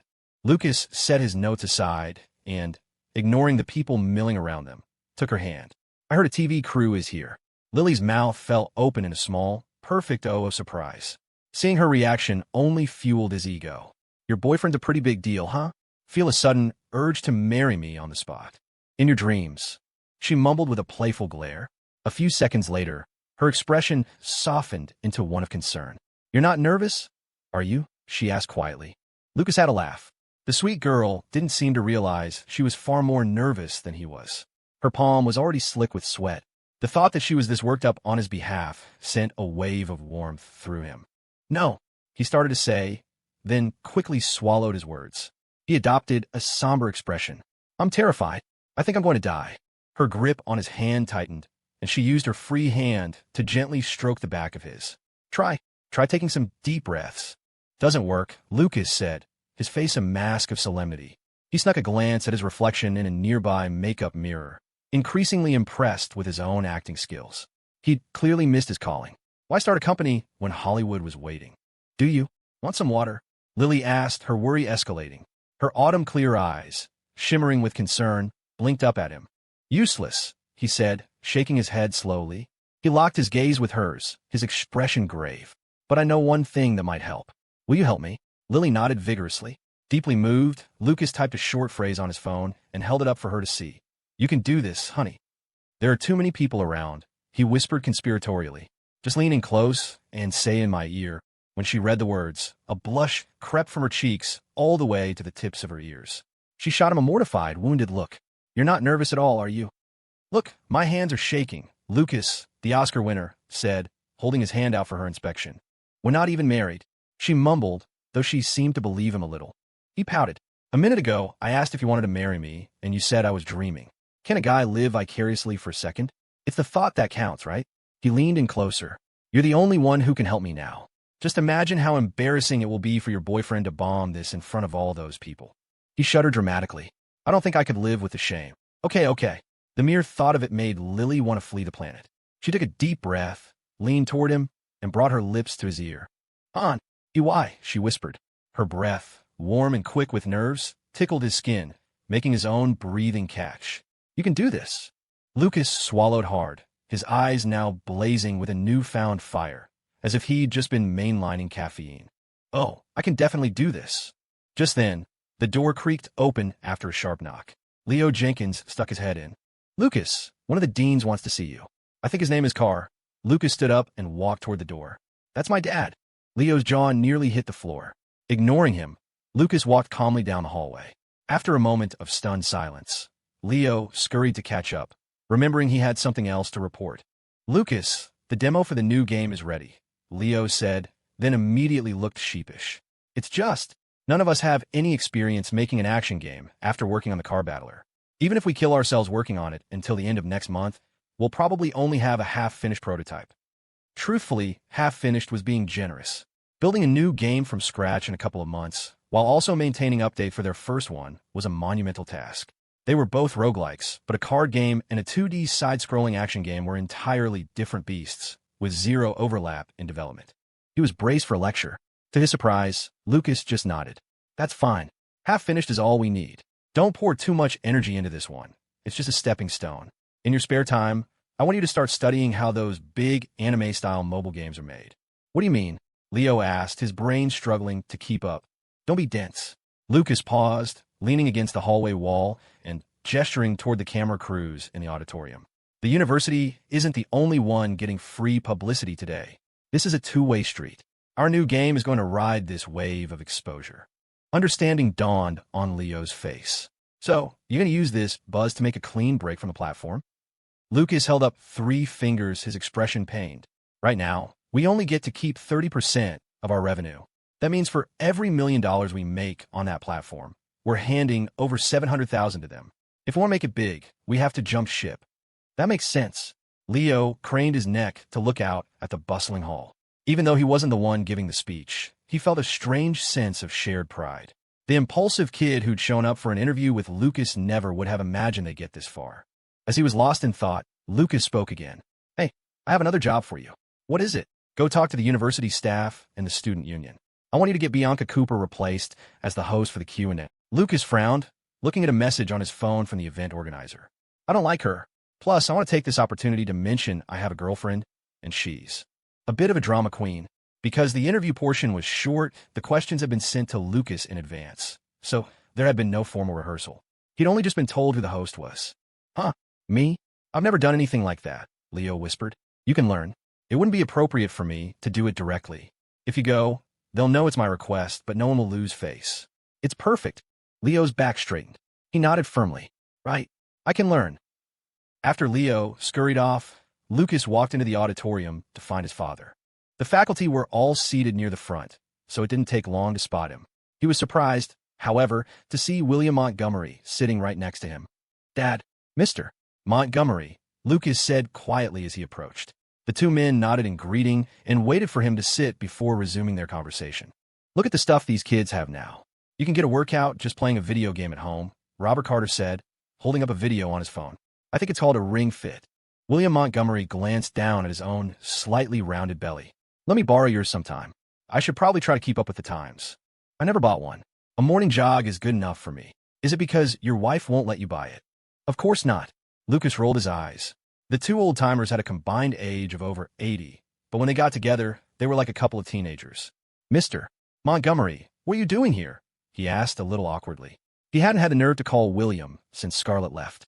News of their past relationship had made the round between their families, but Robert and Emily had pretended not to know, treating Lily as their future daughter-in-law from the start, which had eased his guilt considerably. Am I not allowed to come? William asked with a chuckle. I've watched you grow up from a kid running around in diapers to the man you are today. Isn't it normal for me to come see you? It's just. You said you were going to treat me to dinner months ago, and then I never heard from you. I thought you were afraid I'd hold you to it. Hey, you little brat. Robert, tell his mother to give him a spanking when you get home, William said, then stood up. I'm going to use the restroom. As they were talking, the rest of the Allcade crew trickled in from backstage. Lily gave Lucas a shy look before following Aaron to a section reserved for students. Lucas watched her go, then turned back and clapped his father on the shoulder. Dad, there's your daughter-in-law. See her? You could search this entire university and not find a girl more beautiful than her. Lily stood out effortlessly. Even just walking down the aisle between the rows of seats, she drew countless gazes. Robert Carter cleared his throat. Don't talk nonsense. You're always so full of it. His son was all talk, but he hadn't put a ring on it yet. Oh, right. They probably weren't old enough. Maybe he was just getting old. But he found himself envying his colleagues who were already bouncing grandchildren on their knees. Lucas bristled. You want Lily to be someone else's daughter-in-law? I didn't say that. After a moment, Robert changed the subject. Where's that partner of yours? Lucas scanned the audience again. Haven't seen him. On the other side of the auditorium, Jason Miller sat down stiffly next to a thin, dark-skinned middle-aged man. The man was sitting in the back rows, watching the late-arriving students stream in. He didn't say a word as Jason sat. Jason stared pointedly in the other direction. What are you doing here? It's the same either way. The 2 of them sat stone-faced, trading terse, one-sided remarks. The air between them was cold and awkward. The man nodded, pulled a lighter from his pocket, and lit a cigarette. Jason hesitated, his hand in his own pocket, but didn't make a move to light one himself. He'd guessed his dad was here for him the moment he found out about the speech, but he still felt awkward. It was strange. He could fetch his mom tea and snacks without a second thought, but with his dad, everything was painfully stilted. An uncomfortable silence fell between them, punctuated only by the soft exhale of smoke. You should smoke less, Jason said suddenly after a while. Mom complains about it every time she calls. They both continued to stare into the distance, never once making eye contact, even as they spoke. The man grunted. His eyes caught sight of William Montgomery, and he stood up. Come home for dinner when you have time. Don't make your mother worry. With that, he walked away, not bothering to greet anyone on his way out. Both of them used the same indirect method to hide what they really wanted to say. The back row fell completely silent. Jason sat alone, fiddling with the lighter in his hand, spinning it between his fingers. A small, involuntary smile touched his lips. A few minutes later, Jason found Lucas near the front and pulled him aside. My dad was here, he said, a cigarette dangling from his lips. Lucas looked around again. That's great. Where is he? I'll go say hi. He left when he saw Scarlett's dad. Probably didn't want you to think he was trying to suck up to him. The cigarette bobbed as Jason spoke. He goes to all that trouble to avoid suspicion, but still says he's just looking around. A strange feeling washed over him, and he started to quietly reflect on his relationship with his father. Lucas was about to say, "Then why are you telling me?" when Jason sighed. I don't know. Maybe it's because things are going well for me now, but I've realized I don't hate him as much anymore. He remembered the screaming matches after his dad changed his college major on his application, the dramatic running away from home. He'd spent his first year of college in a self-destructive spiral of rebellion, skipping classes, partying, hooking up with girls whose names he couldn't remember the next day. It wasn't until he met Vanessa that he started to clean up his act. Now that he thought about it, he'd shed most of his bad habits while trying to win her over. He wondered if she'd done it on purpose. Looking back now, it all felt like a distant haze. The memories were still sharp, but the intense emotions tied to them had faded. It was like watching a movie of someone else's life, leaving him completely detached. It seemed time really did heal all wounds. Seeing the flicker of peace on Jason's face, Lucas let out a long breath. I've always thought that growing up is just a long process of making peace with your parents. They get older, we get more mature, and eventually, we meet somewhere in the middle. Jason raised an eyebrow. What makes you so philosophical? Don't you have a perfect relationship with your parents? He couldn't imagine Lucas ever having family drama. Not entirely. I never understood why they were so hands-off with me. They raised me completely free range, and when I was a kid, I honestly wondered if I was adopted. I felt neglected, so I even ran away from home once. It wasn't until I saw what you were going through that I started to understand them. My parents' philosophy was simple. They didn't know how to parent, so they just hoped I'd be happy. Sounds pretty great to me, Jason said, a hint of envy in his voice. He'd never experienced that, so all he could see was the freedom, the one thing he'd craved his entire life. He smirked. It was funny, really. The things he and Lucas had lacked most as kids were the very things they were chasing now. He was desperately pursuing freedom, while Lucas just wanted to find stability in the people around him. Every lesson I've ever learned, I had to learn the hard way, Lucas said seriously. Like what? Like how to be in a relationship, Lucas said with a small smile. Then, guided by a staff member, he walked toward the stage. In the audience, Lily had her phone's camera open, ready to capture the moment her boyfriend walked on stage. Her free hand was clenched into a tight fist, as if afraid she'd miss something. Their influence on each other had been subtle but profound. She, too, had started to cherish and document every memorable moment. Don't you have your part-time job today? Aaron asked from the seat next to her. Lily wasn't working herself to the bone like she used to, but she was still busier than Aaron on most days. Some habits died hard. I took the day off, Lily said, her eyes fixed on the stage, completely still. My boyfriend is obviously more important. The fact that she would take a day off for anything was astounding. Aaron clicked her tongue, a fresh wave of irritation washing over her. Can you two go 5 minutes without being disgustingly cute? Is torturing me part of your foreplay or something? She had never wanted to be in a relationship more than she did right now. It was painful. The next second, her eyes widened. Look, your boyfriend's on stage. The gaming industry was a strange place. When a game got popular, fans often fell in love with the creators who stepped into the spotlight, especially when that creator was handsome and a fellow student. After the dean finished his opening remarks, the moment Lucas stepped on stage, the crew from Arcade Studios started whooping and cheering, and the rest of the auditorium erupted in a wave of applause.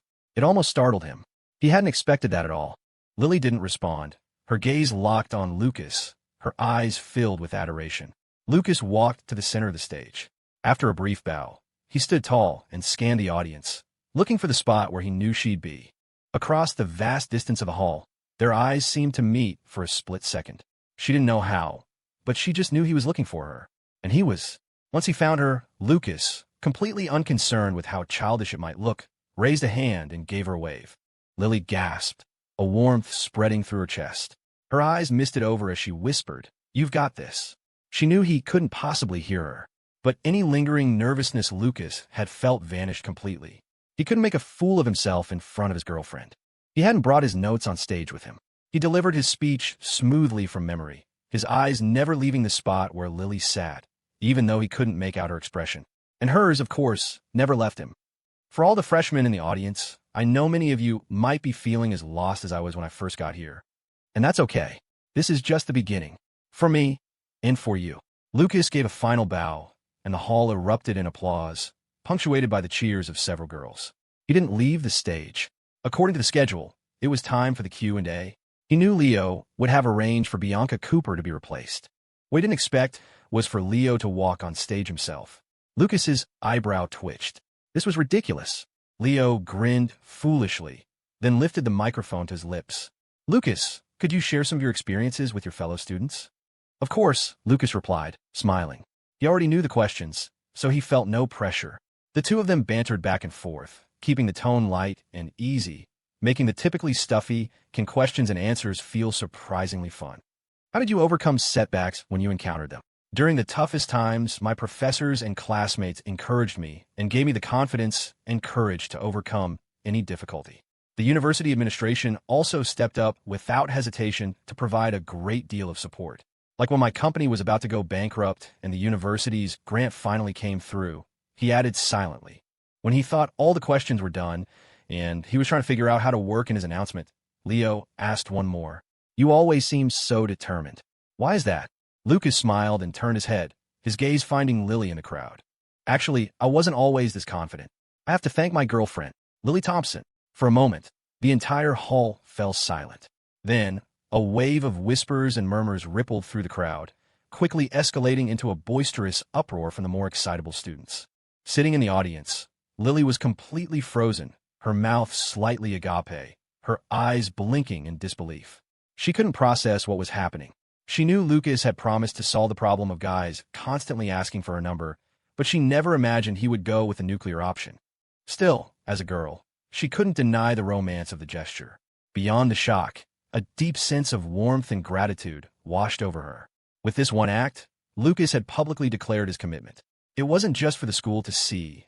The entire interview would be posted online, and from now on, this would be a part of his public identity.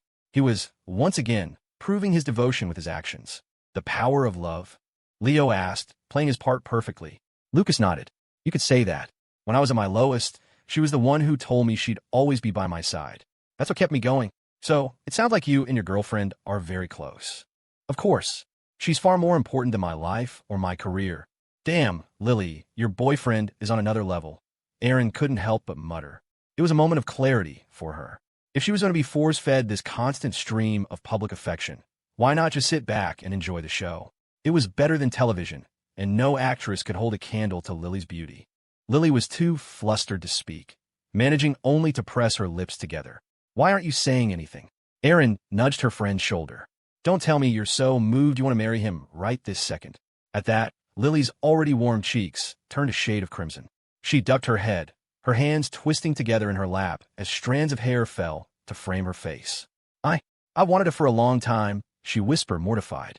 Aaron's mouth opened and closed, but no words came out. After a few seconds, she finally managed to shout, "You're hopeless." Over in the faculty section, Robert Carter and William Montgomery were both smiling, a look of surprise on their faces. If Lucas had pulled a stunt like this in high school, Robert would have been on the phone with his wife in a second, reporting the situation before they both ended up in the doghouse. Now, he just found it amusing. My son's all grown up. He knows how to steal another family's prize cabbage." "Your son's got guts," William Montgomery remarked with a click of his tongue. Young people were certainly creative these days. It was a shame, though, that he wasn't his son-in-law. Robert grinned, raised his phone to snap a picture of his son, and chuckled. "He's all right. I guess he inherited about 1/10 of my charm." "Lucas is just like you when you were young," William said, but then a thought seemed to strike him, and the smile faded from his face. He sighed internally. "Whether it's running a family or raising kids, I could never compare to you." He never would have imagined that the ordinary, boring days he once took for granted would now be something he could only experience in his dreams. When he had a happy family, he craved money and status. Now that he had everything, he craved a family, In the end, it was all for nothing. Robert's smile faded too. He posted the photo of Lucas to his Facebook timeline and said in a low voice, "I told you back then, you have to get your priorities straight." I know, but not everyone can walk away at the top of their game like you did. You should remind Lucas of that when you get the chance. Don't worry, Robert said. He knows. When Lucas came off stage, he tried to sneak over to the student section, but he was intercepted by university staff. With a sigh, he sent Lily a text telling her to meet him backstage. Then he sat down to wait, saying nothing. "Lucas, what are you thinking about?" Leo asked, walking over curiously. Lucas blinked. "Oh, just planning the company's next steps." "You're amazing," Leo said with genuine admiration, then headed for the exit. He couldn't just leave after asking the arts department for a favor. He was going to buy them all bubble tea. It was a good way to network.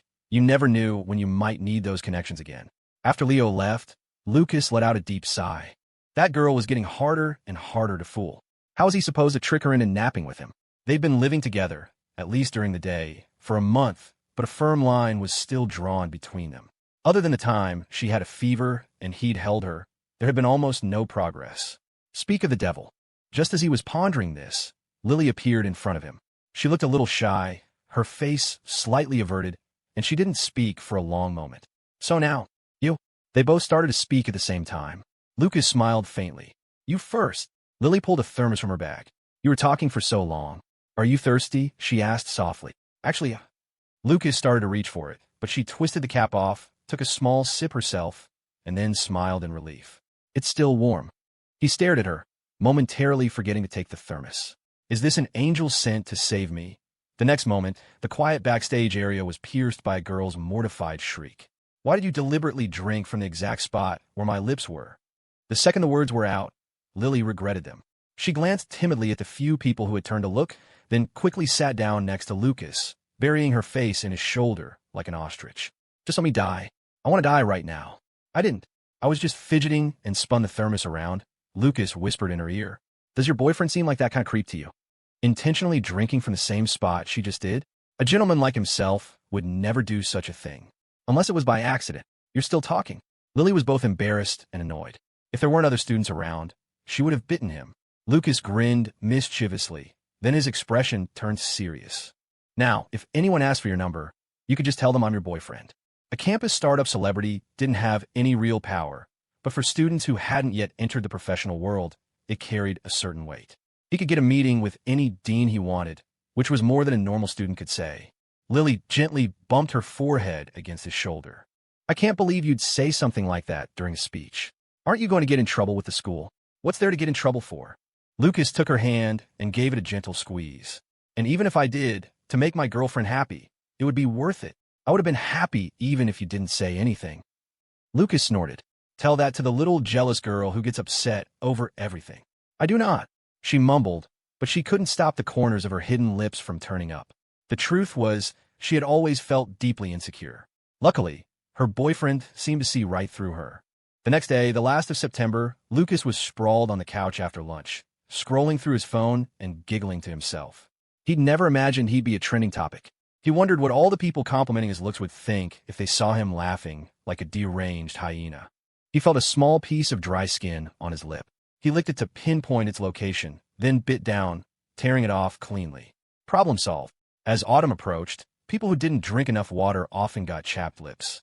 Lucas was one of them, a fact that hadn't escaped Lily's notice. "I brought you some lip balm," she said suddenly, putting down the stylus she was drawing with. Now that Sophia was recovering well, Lily spent most of her days at the rental after her classes, only going home at night. They had a mutual, unspoken agreement that as long as they didn't sleep in the same bed, it didn't count as living together. They were still good kids. She walked over to the coffee table and started rummaging through her bag. "Did you just buy it?" Lucas asked. Lily looked up, surprised. Her wide-eyed, startled expression was ridiculously cute. "How did you know?" "Because you'd never buy something like that for yourself," he said with a sigh. "Busted." Lily bit her lip, embarrassed. She tore open the plastic packaging, twisted off the cap, and handed the tube to him. Lucas, who had been happily scrolling, wrinkled his nose as a floral scent wafted toward him. "You can keep it. I don't like this stuff," he said, leaning back. The smell was off-putting. Lily looked troubled. "But you never drink water." She found that her boyfriend could be just as childish as she was sometimes and needed to be coaxed. "Who says I don't drink water? Don't sodas and watermelon have water in them?" he retorted. Unfazed, Lily sat down next to him and, in a soothing voice like she was talking to a child, said, "Just once a day, okay?" She looped her arm through his. "Please." "Nope." Lucas licked his lips. "See? Not dry anymore." He hated the stuff, mainly because his mom used to hold his head in a vice grip and slather it on him when he was a kid. He still had a bit of a rebellious streak about it. Once every 2 days, Lily lowered her offer. If only Lucas were as easy to persuade as she was, this would be so much simpler. Still no. What if? What if I give you a little something in return? Lily ducked her head, her voice barely a whisper. She could feel her earlobes and cheeks burning. She was practically selling her body just to get him to use some lip balm. Anyone watching would think she was the one begging for a favor. That piqued his interest. He turned to look at her. "What kind of something?" I'll kiss you a few more times later." Lucas raised an eyebrow. "That's the best you can do." Annoyed, Lily said nothing. Instead, she took his hand and firmly placed it on her thigh. She was wearing her summer pajamas, and, sitting on the couch, a section of her smooth skin was exposed. Is this okay?" she stammered, her voice trembling. She couldn't even look at him. She had regretted buying matching pajamas with him countless times. She'd bet anything that when he convinced her to buy them, he was already planning for a moment just like this. Feeling the silky skin beneath his palm, Lucas couldn't suppress a grin. His right hand started to wander, a mischievous explorer on new territory. Down was permitted, up, unfortunately, was not. But this was more than enough. "Are you done yet?" Lily's voice quivered. With her leg pinned, she couldn't escape. She could only lean weakly against his shoulder. Lucas simply pulled her slender legs onto his own lap. "Not even close. I could play with these legs for a year." He'd always thought she had beautifully shaped legs, but touching them was a whole other level of amazing. He remembered watching an anime once and hearing a character say a line about a girl's legs being good for a year of play. He'd thought it was an exaggeration. Now, he completely understood. A year was conservative. He could admire her legs for an eternity. "The lip balm," Lily mumbled, still remembering her mission. She held up the tube, her face flushed. "Busy," Lucas said, not even looking at it. Later, she bit her lip, feeling wronged. All he ever did was bully her. Just as Lucas was wondering why she had gone silent, he saw her applying the balm to her own lips. He thought it was strange, but before he could say anything, she wrapped her arms around his neck and pressed her lips to his. A few seconds later, she pulled back, her eyes meeting his stunned gaze. "If I put it on for you like this, once a day, is that okay?" she asked softly, averting her eyes. Lucas could feel the slick balm on his own lips. His eyes were fixed on hers, soft and glistening. His heart hammered in his chest. He swallowed hard. "As many times as you want." He suddenly realized he was being thoroughly and completely outplayed by this girl. "Fine. So be it. I'm happy right where I am." A moment later, he spoke again. "One more time. As the saying goes, it's easier to invite a god in than to send one away." Lily discovered that once she gave Lucas an inch, he wouldn't try to take a mile, but he would defend that inch to the death. She had no choice but to resign herself to her fate, leaning against him and watching art tutorials on her phone while he stroked her leg. Seriously, she thought, how is this addictive? At this rate, she'd never dare to wear those thigh-high socks for him. He'd probably devour her whole. Lucas rested her legs on his lap, placed his laptop on top of her knees, and got back to work, a perfect combination of productivity and relaxation. He was in heaven. "Are you working over the fall break?" he asked, looking at his calendar. Lying on the couch, Lily tilted her head back to think. "A few days, yeah. I see your mom is doing better on her own. I was hoping to take you on a trip," he said, disappointed. He'd spent enough time watching his parents go on their romantic getaways. Now that he had a girlfriend, it was his turn to show off. They should travel while they were young, not wait until they had kids like his parents did. And they couldn't just dump the kids at home, right? That wouldn't be right. He was getting a little ahead of himself. He snapped out of his thoughts to find Lily staring at him with a wary expression. "You'd tell me you couldn't book a room with 2 beds," she said seriously, "and then you'd trick me into sleeping with you." "Did Aaron teach you that one too?" Lucas asked, groaning. He cursed Aaron internally. Seriously, what is her problem?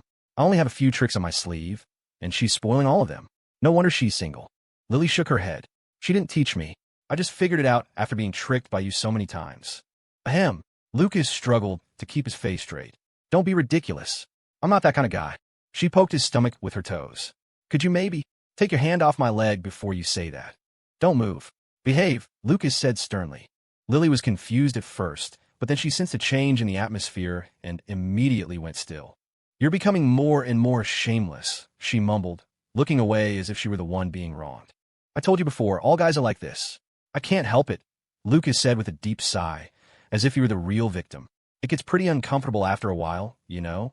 Hearing this, Lily suddenly felt a wave of embarrassment and tried to pull her legs back, but Lucas held them fast. So you like being in this state of painful pleasure? She asked, a mix of helplessness and pity in her voice. He did say he was uncomfortable, after all. I just like the pleasure part, he said honestly. Lily, how about we become sworn brothers? From now on, Emma can call me Big Bro and you Second Bro. She'll be our third bro. She knew he was mocking her. She gave his stomach another light kick. Lucas let out a hiss of pain and wisely decided to drop the subject. He was quite satisfied with their current level of progress. Plus, he could touch her legs. Lily knew he was just teasing, but she still felt a complicated mix of emotions. I'm going to take a nap. I have a class this afternoon, she said, pulling her legs free. She poured him a glass of water and walked toward her room. Watching her go, Lucas couldn't resist one last jab. Want a nap together? No. Lily disappeared behind the door, but poked her head out one last time. Remember to drink the water. It'll help with your lips. Okay. Lily closed the door and leaned her back against it, letting out a long sigh. She pressed her hands to her warm cheeks, frustrated with herself. Lucas's words were like a devil's whisper, constantly tempting her. She liked him so much. How could she not want to sleep in his arms? The memory of her fever, when her reason had crumbled and she'd clung to him, refusing to let him go, was proof enough. But it was too dangerous. If he ever seriously made a move, she knew she wouldn't have the heart to refuse him, no matter how outrageous his request was. What if? What if? No what ifs, she thought, shaking her head to clear it. Lily, you have to hold the line. Even if you can't wait until you're engaged, you have to at least wait until Mom is fully recovered and can take care of herself. She padded over to the bed and flopped onto it face down. A few seconds later, she rolled over and opened her phone's browser to search for some very strange questions. She was unaware of the adage that at 100 degrees, water boils and people die. She still trusted the internet for knowledge. The results confirmed what Erin had once told her during one of her crude jokes. Under normal circumstances, there was no such thing as a completely safe method. Out in the living room, Lucas had no idea that his simple joke had sent Lily's imagination into overdrive. He was busy working. Half an hour later, he stretched and decided to go lie down. Just as he stood up, his phone rang. It was his mother, Emily. He figured she had just finished humble bragging to her friends and was now calling to praise him. Hey, Mom. Emily's gentle voice came through the phone. I'm here at your apartment complex. Which building are you in again? All the sleepiness Lucas had accumulated instantly vanished. He looked around wildly. Lily's t-shirt was still hanging on the balcony. Hello? Why aren't you saying anything? Emily asked. Oh, building A. There's no elevator. I'll come down and let you in. He hung up and collapsed onto the couch. One day he's trending for making a game. The next will be trending because his own mother broke his legs for living in sin with a girl. He scanned the room one last time, confirming that there was no way to hide all the evidence of his crime in the time he had. He made a token effort, hiding what he could. A moment later, his mom called again. That's not right. An old lady answered the door in Building A, she said, sounding annoyed. Huh? Didn't I say Building B? Lucas asked, his voice a picture of innocence. You said Building A. He chuckled. My mistake. I'm on my way down to get you. He had, of course, given her the wrong building on purpose. Unfortunately, the extra time only served to make him realize how completely screwed he was. Time to face the music. A few minutes later, Emily Carter arrived at the scene of the crime. The first thing she did upon entering was scan the apartment, her focus entirely on its cleanliness. The reality was a far cry from what she'd imagined. Lucas was a relatively clean person, but this place was immaculate. Everything was neat and tidy. Too tidy. Her son was this diligent? She'd sooner believe Robert if he told her he was an alien. Mom, what's in the bag? Lucas asked, handing her the glass of water Lily had poured for him. Emily placed the bag on the coffee table and sat down. These are from your grandfather's garden. Anyway, do you remember your Aunt Carol? The one who visited us a while back. Lucas thought for a moment and recalled the quiet, awkward boy sitting next to the woman. A college student who still wasn't allowed to use his phone freely. He hoped the kid was doing okay. Yeah, I remember. Well, word got out that you're doing well with your game company, and she came over asking if you could give her son a job. Apparently, the kid couldn't fit in at school and dropped out. Emily took a sip of water. I gave her a vague answer. Your father and I don't know anything about your business, so we're not going to cause trouble for you. Lucas grimaced. I had a feeling she was smothering the life out of him. He's too timid, Emily agreed. I know my parenting style has its flaws, but I think kids need to be a little mischievous. If they're too scared to raise hell at home, How are they ever going to make something of themselves in the real world? Mom, are you serious? Lucas asked, hiding his trembling right hand behind his back. Of course I am. Just as she finished speaking, the door to Lily's bedroom creaked open. A girl with slightly messy hair, dressed in pajamas, walked out. I dreamed I was on the moon, but I was all alone, Lily said in a soft, sleepy voice, rubbing her eyes. She sounded groggy, clearly having just woken up. Then her eyes focused on Lucas and the stunned Emily Carter. She froze solid. The moon sounds nice, she thought. Let's go now. Compared to the completely frozen Lily and Emily, Lucas remained relatively calm. He had intentionally not warned Lily. If they had been prepared and were then discovered, it would have looked much worse to his mother. Having Lily emerge from her room like this was proof that he, the perfect gentleman, hadn't done anything improper. He hadn't committed the heinous act of tricking a girl into sharing his bed. At least, not yet. Mom, you just said it's good for kids to be a little mischievous. You can't take it back now. Lucas prayed silently. After a few seconds of shock, Lily took a step back, lowered her head, and whispered, "Hello, Mrs. Carter." Lucas could see that her first instinct was to pull an ostrich and run back into the room. So, she was only brave with him, huh? In front of anyone else. She was still the same tongue-tied girl. A pang hit his chest. The girl who was too shy to speak to others was the same one who could effortlessly make his head spin. Damn it. Being so thoroughly outmaneuvered by this sweet, awkward girl was just embarrassing. Emily finally snapped out her daze. Her first reaction was to turn and give Lucas a look. It was a calm, level stare, but it sent a shiver down his spine. Then, she turned her gaze back to Lily and smiled warmly. "Lily, you here? Are you and Lucas living together now?" No wonder the place is so clean, she thought. It all makes sense now. And no, we don't sleep in the same room, Lily stammered, so nervous she could barely form a coherent sentence.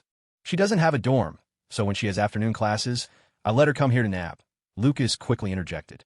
She still goes home at night. Lily's explanation was way too easy to misinterpret. If he didn't clarify, he wouldn't live to see tomorrow. Only then did Emily seem to relax, nodding. Her troublemaker son was devious as hell, and this sweet girl was so easy to fool.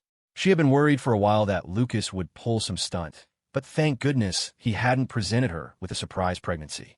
At her age, her heart couldn't take that kind of shock. They were just napping in the same apartment, not even in the same room. My son is growing up. I can't hit him. Restrain yourself.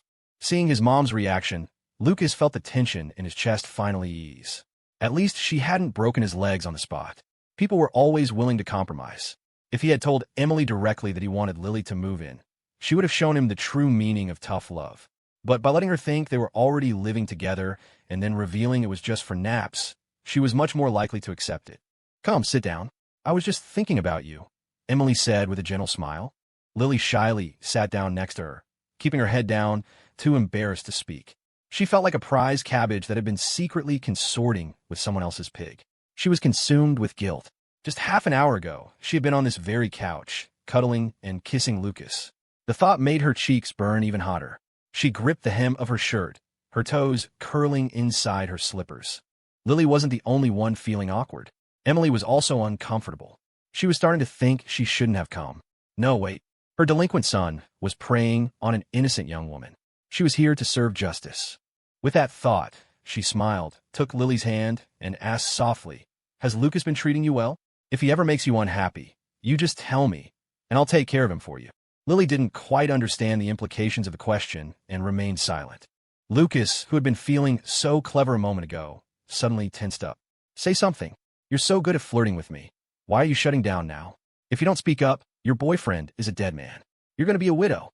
As if sensing his inner turmoil, Lily finally responded in a daze. "No." Hearing that, Lucas melted into the couch, letting out a breath of pure relief. Lily had certainly changed a lot over the past year, but he couldn't help but feel her evolution was a bit lopsided. Her social skills had maybe crawled from a 30 to a 50, not even a passing grade, but her flirting ability had skyrocketed to a solid 90. Her skill tree was seriously unbalanced. After they all had a moment to calm down and make some small talk, the blush finally faded from Lily's cheeks. "It's good that you come here for lunch, Lily. It's so hot in summer, and the days are so long. It must be miserable not having a place to rest at the university," Emily said, her voice full of sympathy. She couldn't imagine how the girl had managed before. "That's why I picked a place so close. Your son's pretty smart, huh?" Lucas said, only to be silenced by a glare from his mother. he decided it was best not to press his luck. He was still a suspected kidnapper of innocent maidens.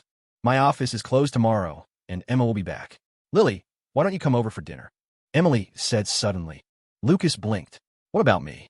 Aren't you going to ask if I'm coming? What about Lucas? Lily asked, her voice trembling. Emily couldn't help but laugh. She had no idea how her son had managed to find such an adorable girlfriend. Of course he's coming too. Lily pressed her lips together and gave a shy nod. Since she hadn't planned on staying long, Emily said a few more words and then got up to leave. Lily offered to walk her out, but Emily refused with a smile, giving Lucas one last meaningful look before she left. Lucas didn't dare to overthink it. Even with the AC blasting, a drop of cold sweat trickled down his cheek. The living room fell silent, the only sound the hum of the air conditioner. After a moment, Lily suddenly flopped onto the couch, burying her face in a throw pillow.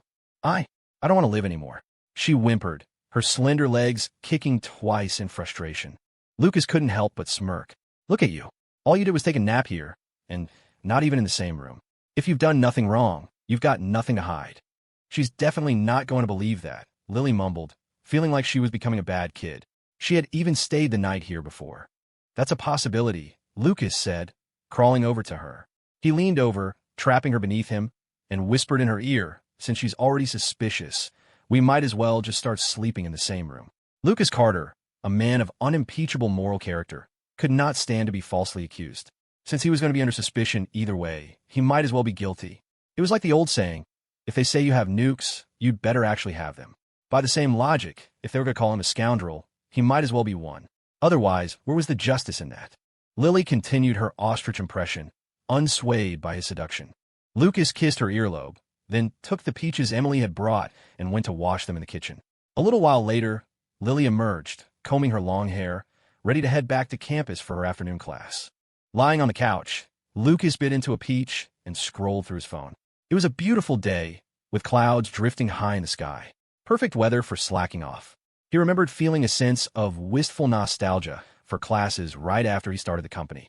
Now, he just thought that version of himself was an idiot. Not having to go to class was the best thing ever. As he was scrolling, he saw Lily's name pop up on the UW Confessions page.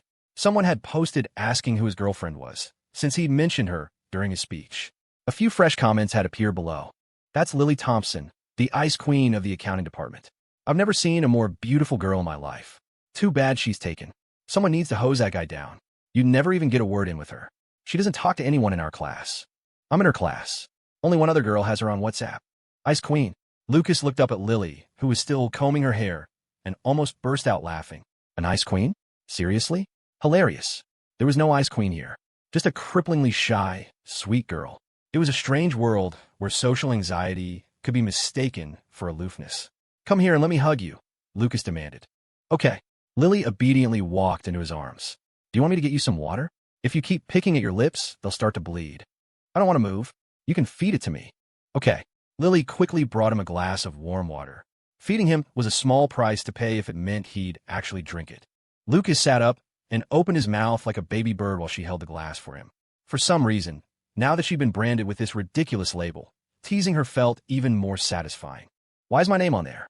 Lily asked, noticing the screen. It's just a bunch of people arguing. Don't worry about it, Lucas said after a few sips. He pushed the glass away. Water, with its distinct lack of flavor, was truly awful. He found the situation amusing. They're all calling you an ice queen, he teased. They'd never guess you're just socially awkward. This world, obsessed with looks, was so boring. He wanted to shout from the rooftops that his girlfriend's beauty was the least interesting thing about her. The irony was that before Lily had started to care about her appearance, no one had noticed her other qualities. People had even insulted her, and no one had stood up for her. It was pathetic. I'm your girlfriend, Lily mumbled, finding the random title silly. It didn't sound nearly as nice as Lucas's girlfriend. She pouted, defiant. And I'm not an ice queen. And I'm not socially awkward. Lucas snorted. Nice. You've learned to be stubborn. Your master is very proud. I wonder who it was that couldn't say a single word in front of my mom just now. Lily gave him a firm bump with her head and left for class. That afternoon, Erin was slouched in the seat next to Lily, already in position for a nap before the lecture even started. She was only marginally a better student than Jason. She never failed a class, but that didn't stop her from sleeping through them. You seem distracted, Erin said with a yawn. She'd rarely seen Lily as restless as she was today. Usually, the girl could sit as still as a statue through an entire lecture. Lily sighed and recounted the story of Emily's surprise visit. That's intense, Erin said, her eyes lighting up. Her initial assessment had been correct. These two were far more entertaining than any TV show. I'm so mortified, Lily said, looking miserable. Do you think she thinks I'm promiscuous? Erin thought for a moment. If I were her, I'd probably be hoping Lucas would seal the deal as soon as possible. Can't let a swan that's already in your grasp fly away. Lily was speechless. Halfway through the lecture, Erin let out a sudden snort of laughter. As the entire class turned to stare, she cleared her throat, her expression perfectly composed. Then, as if nothing had happened, she met every gaze with a look of pure innocence. A true social powerhouse, her nerve was unshakable. Only after everyone had looked away did she collapse on her desk, shaking with laughter. What's wrong? Lily whispered, bewildered. She'd been lost in thought, wondering if Lucas had remembered to drink his water, when Erin's outburst had startled her. Erin had just spent the last few seconds thinking of the saddest moments of her life, and even that had barely contained her laughter. She clutched her stomach and handed her phone to Lily without a word. Lily took the phone. Her eyes blinked as she read the screen, and a deep blush immediately spread to the roots of her hair. Her breathing grew shallow. It was the same post she had seen that morning, but now there was a new, very prominent reply. Lucas Carter, haha. Wow, you guys have been busy. My girlfriend just kissed me into a coma. I'm only now waking up. Thanks for the compliments, but she's just okay, I guess. A little bit prettier than every other girl. Smug. JPG. No wonder everyone had been giving her weird looks when she came to class. She collapsed on her desk, just like Erin, burying her burning face in her arms. She never wanted to see another human being again. While Lily was begging Erin to find someone to delete the post, Lucas was busy with a matter of life and death. That is, he was once again continuing his campaign to boil the frog. He had called for another AC repair. When the technician arrived, Lucas greeted him with a wide grin. Sir, what do you do for a living? The older man who showed up this time was clearly a no-nonsense type. He didn't get the joke and just blinked at Lucas. What's wrong with your AC? Nothing's wrong with it. Then why'd you call me? I want something to be wrong with it. You got something wrong with you. The technician looked completely bewildered, as if he'd never heard a stranger request in his life. Lucas pointed to his bedroom. I just need you to break it for me. I'm paying you for your time. He paused. Hey, don't call the police. Let me explain.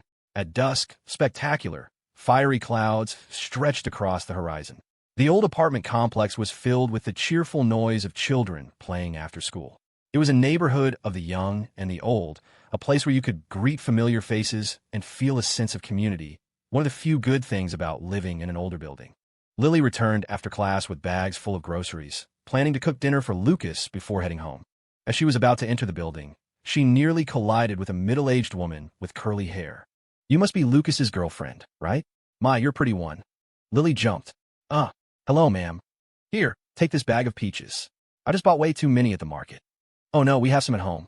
Lucas helped me carry my rice up the other day. I can't let him work for free. Now, don't you argue with me. If you don't take them, I'll be cross. Go on. Oh, okay. Forced to accept the unexpected gift, Lily walked in the door and saw Lucas lounging on the couch. She puffed out her cheeks in annoyance.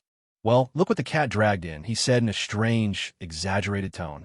The embarrassment from his online comment came rushing back. Lily walked over to the couch, put her hands on his shoulders for balance, and firmly bumped his chest with her head. So you're only brave with me, huh? Lucas cried out in mock pain, then lunged to tickle her. He thought she was leaning in for a kiss. This girl was getting bolder, but only with him. It was terribly unfair. Lily, caught in his embrace, gave up trying to escape and looked at him with a pitiful expression. You can't bully me, she whined. The cute act was a critical hit, nearly depleting Lucas's entire health bar. But he wouldn't yield. She couldn't just get away with a free hit after everything she'd put him through. He tightened his arms around her waist, inhaling the fresh scent of her hair. Give me one good reason to let you go. Her stomach was soft under his hand. He gave a little squeeze. Your comment this afternoon got me teased by Erin all the way out of campus. Lily said, looking wronged. This is my revenge. So dock her pay, Lucas said dismissively. She's making $100,000 a year now. He leaned in, his lips close to her ear. Here's what you do, he whispered playfully. You deduct it in $100 increments, the price of a major microtransaction. She'll feel the pain then. She doesn't work for me. You're the boss's wife. I am not. Lily was exasperated. He found a way to tease her from every possible angle. It was impossible to defend against. And my classmates were looking at me funny all afternoon. I could tell you didn't like being the center of attention, so I stepped in. I couldn't just tell them all to shut up, right? I had to be more subtle. Lily blinked, thinking it over. After a long moment, she vaguely understood his logic. She bit her lip, a sudden urge to kiss him welling up inside her. But Lucas was already preoccupied with the development of their second game and had lost interest in teasing her. He flopped back onto the couch, leaving Lily standing there in a daze. "Why'd you buy more peaches?" "My mom brought a ton," he said, noticing the bag. His eyes, once curious, dimmed when he saw they were all soft peaches. "What are you two trying to do? Raise a monkey?" "The sweet, crisp ones were so much better." "I didn't buy them," Lily said, putting the other groceries in the fridge. "Oh," Lucas found this interesting. "Did someone give them to you because you're pretty?" "A lady gave them to me." Lily twisted a strand of her hair, shaking her head gently. The one with the curly hair. She couldn't place the face, and the situation, someone recognizing her when she didn't recognize them, was mortifying. "Oh," Lucas said, pointing at the floor. "That must be Mrs. Gable from downstairs.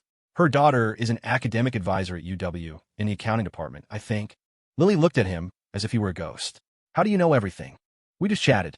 You run into people enough, you can't just ignore them. Besides, this is a neighborhood full of university people. It doesn't hurt to know them. If you know enough people and you talk long enough, you'll eventually find a mutual acquaintance. That's networking." The real reason, of course, was that he couldn't stand being the one to let a conversation die. If the other person said, "Oh," and went quiet, great, but he would never be the one to do it. The upside was that people thought he was polite. The downside was that if he ran into a chatterbox, he was trapped. Lily didn't fully grasp the concept, but it sounded impressive. She leaned over and gave his cheek a light kiss before heading to the kitchen to cook. After dinner, it was only a little past 6, and the sun hadn't set yet, so Lily didn't rush home. Lucas finished the dishes and sat on the couch, closing his eyes to think. The studio now had some buzz, and their second game had a prototype. It was time to start planning their marketing strategy. Seeing that he was concentrating, Lily didn't disturb him. She sat nearby, engrossed in her drawing. It had started as a hobby, but when Aaron mentioned how much money a good artist could make, she had found a new source of motivation. Lily had realized that finding a hobby wasn't really for her, and neither was being a trophy girlfriend supported by Lucas. And though she knew she was a little slower than him, she hadn't given up on her dream of one day being the one to support him. Aaron said I should create an account on ArtStation and post my work to build a following. Lily said, propping her chin on her hands. She said it could help me make money later on. Lucas opened his eyes. "You might not find drawing tiring now, but once you start doing it for money, it becomes torture. Look at me. I used to love playing games. Now that I make them, I barely want to touch them." It was like setting your favorite song as your alarm. As a kid, Lucas had thought a great song would make him leap out of bed. In the end, he still slept in, and he grew to hate the song. Never underestimate human laziness. When mixed with the desire to slack off, a hobby ceases to be a hobby and becomes an endless source of misery. A sudden idea struck him, and he grinned. "If our future kids get addicted to games, I'll use this to cure them." Lily froze for a second, then glared at him. "You're shameless." "I just mentioned kids, not the process of making them," Lucas said with a shrug, feigning innocence. His current clearance level was only at climbing mountains and touching legs. "The fact that you think I'm shameless says a lot about your own dangerous thoughts, Miss Thompson." Lily knew she was no match for him in a verbal spar. She buried her face in her arms with a huff, refusing to engage with his twisted logic.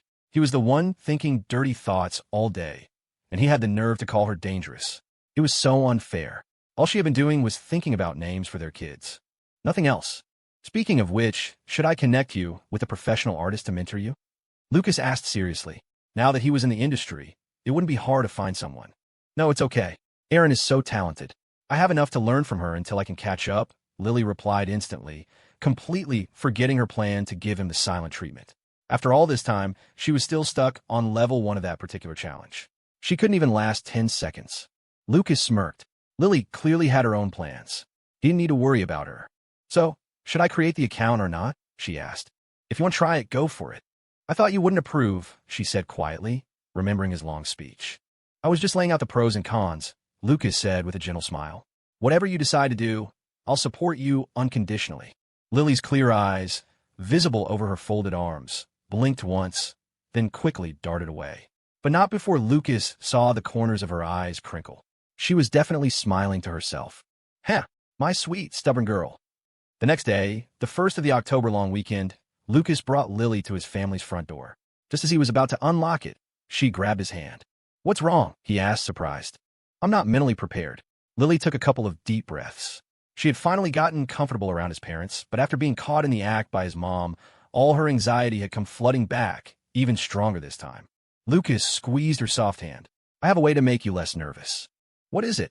Lily turned to him, her eyes wide with interest, as if he'd just thrown her a lifeline. He leaned in close. Here's the plan, he whispered. You walk in there and just call her mom. Then she'll be the one who's nervous. Lily just stared at him, her lips pressed into a thin line. Her expression clearly said, Do you hear the words coming out of your mouth? Lucas grinned. She knew she couldn't win an argument with him, so now she'd resorted to silent moral condemnation. It wouldn't work. He had to find a way to get rid of his conscience entirely. It was just getting in the way. Thanks to his nonsense. However, Lily's attention had been successfully diverted, and her nerve had calmed considerably. After they stood outside the door for a few more minutes, she finally felt ready, and Lucas unlocked it. Seeing his casual, unbothered attitude after she'd made him wait so long, she felt a pang of affection. Mom, I brought your daughter-in-law home. Lucas yelled the moment they stepped inside. Lily froze on the spot. So much for all that mental preparation. Give me back my moment of sentimental affection, she thought desperately.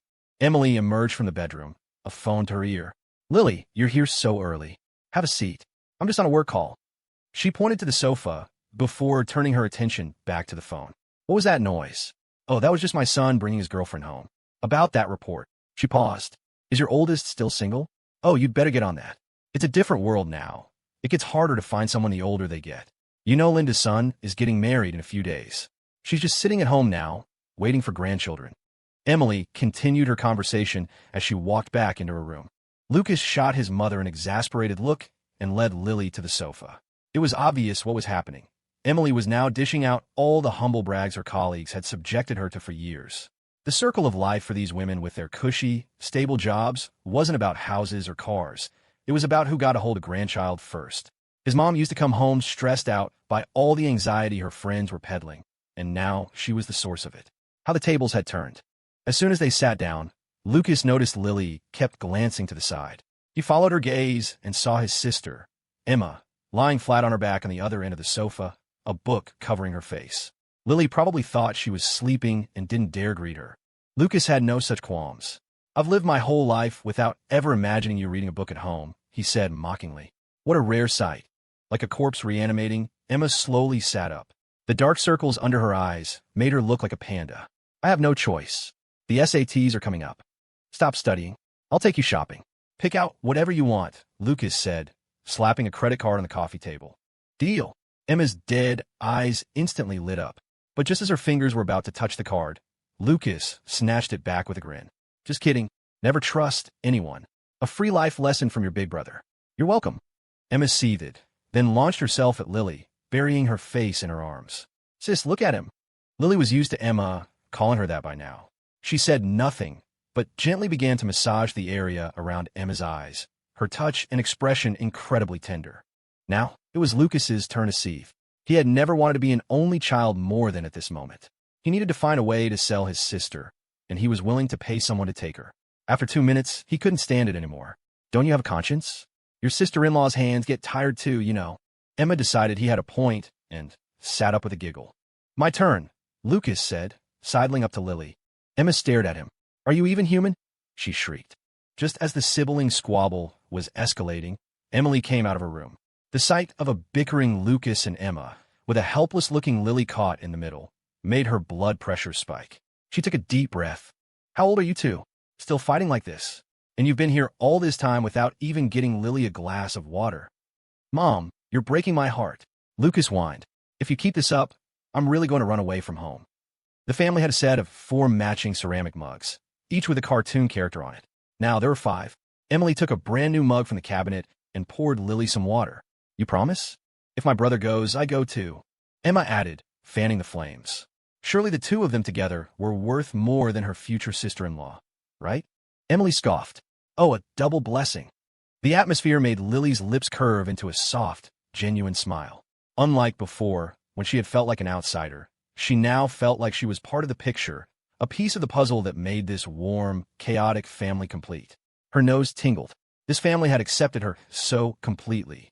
Compared to the happiness she felt now, all the hardships she had endured in the past felt worthwhile.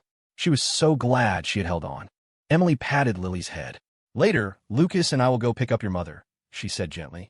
"We can all have dinner together." Lily's mouth opened slightly. As she hesitated, wondering how to respond, Lucas spoke for her. "I already asked before we came. Sophia is still not getting around very easily, but she said you're welcome to come over to her place for dinner sometime." Lily snuck a glance at him. It seemed he would never let her be put in an awkward position, except when he was the one bullying her. "All right," Emily said with an understanding nod. It was still only 9 in the morning, a while before lunch. After chatting for a bit, Emma got restless. "Let's go shopping," she declared.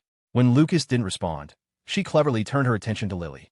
Anyone could see that the instruction manual for her brother was currently in her sister-in-law's possession. Lily, with her gentle nature, couldn't bring herself to refuse. After a little coaxing, she agreed. A little while later, a changed Emma zipped out of her room. Like Lily, she was wearing a t-shirt and skinny jeans, but where Lily looked elegant and gentle, Emma radiated youthful energy. It was true what they said, your personality really does shine through. "Why are you dressed so casually today?" Lucas asked. Emma retorted, "Even if I got all dressed up, I wouldn't look as good as my sister-in-law does with no makeup on. How embarrassing would that be? If you don't even try, you can still claim you're just a little behind the best. But if you actually try and still lose, then you have no excuses." Emma, on the other hand, was completely blunt about it, grinning without a care in the world. Being effortlessly carefree was her whole brand. Emily Carter pulled out her phone to send Emma some money. "Here, you and Lily can go buy yourselves something nice." "We're good," Emma said with an air of extravagance, her eyes darting toward the pocket where Lucas kept his wallet. Lucas caught on immediately. "Don't even think about it. The money on that card is mine." Emma ignored him, turning to Lily instead.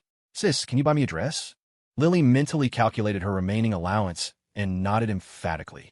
"See? Your money is basically my sister-in-law's money, and she already said yes," Emma declared triumphantly. Of course, she had no intention of letting Lily pay. This was all just an elaborate setup to mess with her brother. When Lucas didn't respond, she pressed on. "You wouldn't want your sister and your girlfriend to get held at the store because they can't pay, would you?" "I have money," Lily whispered. "You two go ahead." Something came up at the studio, Lucas said suddenly, glancing at his phone. Running 2 projects at once was clearly straining their resources. The new game was riddled with bugs. A flicker of disappointment crossed Lily's face, but it vanished as quickly as it appeared. Not long after Emma and Lily left, Lucas stood up to leave as well. "I'll be back for lunch." He was about to head out the door when Emily stopped him. "Wait a second." He turned back, curious. His mom cleared her throat. "Come over here. You're not going to ground me, are you?" Lucas asked. "I will if you don't come over here." Growing more confused, Lucas sat down on the couch, a bewildered look on his face. Emily soon emerged from her bedroom, holding a thick, sealed manila envelope. She looked a little nervous, as if she were handling classified documents. Lucas took it. He could feel a small box inside, but he couldn't guess what it was. "You're an adult now, and your father and I can't tell you what to do anymore," Emily said, speaking more to herself than to him. "But whatever you do, you need to be smart about it, understand? Being an adult means taking responsibility. You have to think things through before you." Lucas wasn't really listening, nor did he understand what she was trying to say. He reached for the metal clasps on the envelope. "Don't you open that until you get home," Emily commanded sharply. "Okay," Lucas said, startled. He held the envelope in his hand. "I'm heading out then." The moment he was out of the building, Lucas practically sprinted away. He couldn't remember the last time he'd moved that fast. He was just too damn curious. He was thankful his mom had only said to wait until he got home. If she'd been any more dramatic about it, he wouldn't have been able to sleep for days. The envelope was not only sealed, but also stapled shut with a dense row of staples. You'd think it contained state secrets. Lucas grumbled and just ripped the whole thing open. Inside, he saw a small, rectangular blue box. Durex. Oh, hell no. Lucas froze. Even if he had 0 personal experience, it was the kind of thing every guy recognized. Why would my mom give me this? He'd always acted like he didn't care if people got the wrong idea, but now that his own mother had, it felt genuinely awkward. He was, in fact, a perfect gentleman. This felt like a gross miscarriage of justice. After a moment of thought, Lucas decided he couldn't keep it. What if Lily found it one day and thought he was some kind of predator? His pristine reputation would be ruined. He wasn't a pervert, That day, Lily's leg had practically landed on his hand all on its own. It had nothing to do with him. He was about to toss the box into a trash can with the torn envelope, but then he hesitated. In the end, he only threw the envelope away. Might as well keep it, he muttered. It'll get used eventually. Meanwhile, with the fall break in full swing, the mall was packed. Couples, families, and teenagers milled about everywhere. Noticing the occasional glances thrown her way, Emma felt a surge of pride in her foresight. Trying to outshine a girl like Lily, a girl so beautiful other girls drooled over her, was the stupidest thing a person could do. Holding a bubble tea and linking her arm through Lily's, she strolled confidently through the crowds. Social anxiety, it seemed, was not her problem. Lily, on the other hand, was a nervous wreck, her head bowed as she tried to navigate the overwhelming environment. Halfway through the store, Lily suddenly stopped and looked around. "What's wrong?" Emma asked. "This is where I first saw you," Lily said, her voice so soft it was instantly swallowed by the surrounding noise. "Huh? Didn't we first meet at my house?" Lily snapped back to reality. "Oh, right. I misremembered." Emma sighed dramatically. "Sis, you can't keep being this clueless. What if my brother tricks you into being eaten alive one of these days?" "And no, he wouldn't." "I'm not that clueless," Lily said, casting a nervous glance around. Even in the noisy mall, she was terrified someone might overhear them. "Besides, he wouldn't trick me," she thought to herself, a warm feeling spreading through her chest. "If he wanted to, he would have done a long time ago." "Oh, so you two haven't gotten to that stage yet," Emma said with a wicked grin. "My brother's got no game. And she says she's not clueless?" Emma thought. "I barely prodded you, and you gave everything away." Lily bit her lower lip, looking hurt. It was official. She was no match for either of the Carter siblings. A little while later, Emma spotted an apricot-colored dress that she instantly fell in love with. Then she saw the price tag, $198. Her heart sank. "Do you like it? I can buy it for you," Lily said earnestly. She never hesitated to spend money on people she cared about. Her financial situation was better now. She could afford it if she stretched a little. She had fewer expenses, but she was still working just as many part-time shifts. Emma really wanted the dress, but after buying textbooks and concert tickets, her own funds were depleted. An idea sparked. After declaring she wouldn't buy it, she led Lily around for a bit longer before suddenly announcing, "Sis, you're a mature woman now. You need to learn how to trick your boyfriend into coming to the mall." Lily pursed her lips. "He's busy, and I don't want to trick him. He just doesn't want to go shopping with us," Emma said, a pang of hurt in her chest. Lucas didn't want to avoid shopping with them. He just wanted to avoid shopping with her. Otherwise, he wouldn't have waited until they left to leave himself. She'd bet anything that if she wasn't here, he'd have come running. A little sister gets no respect. Lily looked down, fidgeting with her fingers. "I don't know what to say. It's a natural female instinct. You just haven't unlocked it yet," Emma said seriously. "Trust your gut." Lily thought hard, recalling all the advice Aaron and Emma had given her, searching for something useful. But as the saying goes, a bad teacher makes for a bad student. After much deliberation, she finally came up with a plan. "Lily, are you still busy?" "Lucas, yeah." "Lily, Emma and I saw a cat doing backflips by the mall entrance. You want to come see?" Emma stared at the chat window, her jaw practically on the floor. "Okay, sis, never mind. You definitely don't have a talent for this." But just as she finished speaking, Lucas's reply came through. "Lucas, seriously? I'm on my way. What is wrong with you two?" Emma screamed internally. "Why are both of your brains wired so weirdly?" "I believe there are two main reasons our second game is falling behind schedule," Leo Jenkins announced, pacing in front of a PowerPoint presentation he'd prepared. "First, we haven't slowed down the update frequency for Tower of Slaughter, which is eating up too much of our energy. Second, a lot of our team members don't have the technical skills for the current project. I need you all to get up to speed. Don't be the one dragging everyone else down." He continued, "Because the timeline for the new game is uncertain, I propose that for the next 2 weeks, the programming team focuses on stabilizing the revenue from Tower of Slaughter. Everyone's going to have to put in some overtime to get familiar with the new game's architecture." Lucas sat off to the side, chin propped on his hand, his eyes glued to the phone hidden under the table. Leo turned to him. "Lucas, that's the situation. Do you have any other directives?" "Let's stick with your plan for now. I'll figure out the other problems," Lucas said quietly, proving he'd been listening. He looked up, scanning the room. "Listen, everyone, since the day you started here, have I ever been late with a paycheck? And the bonuses have been better than you expected, right?" The team members exchanged glances and then nodded in unison. It was more than just good pay and bonuses. When work was slow, they could come in late or leave early without getting docked, or even reprimanded. Most of the staff were interns or recent graduates, and they knew how good they had it here. Their friends were green with envy. Lucas nodded. I'll be responsible for finding a solution to the technical issues. All you need to do is work hard to keep up.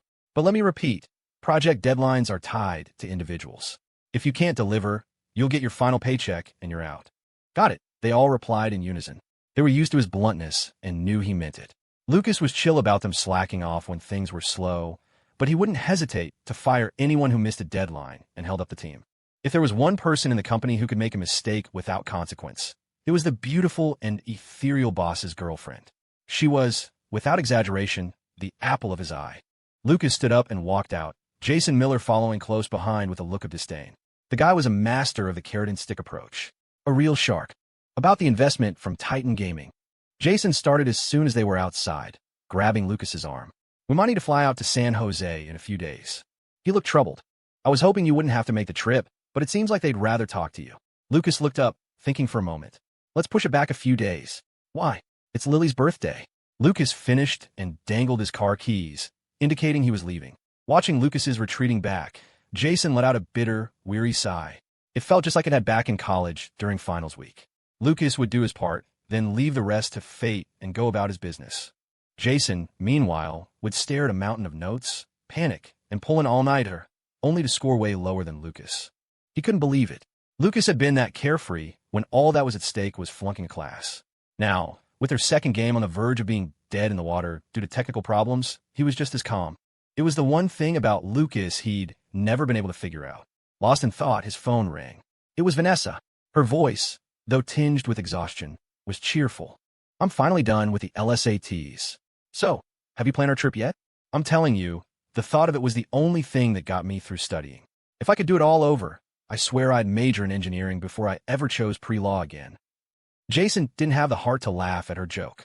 He stared out the floor-to-ceiling window at the students milling around below and felt a pang of envy. After a moment of silence, he exhaled a puff of smoke. Things at the studio are a little rocky right now. Can we go in a little while? Okay, you get back to work. Just don't forget, she said.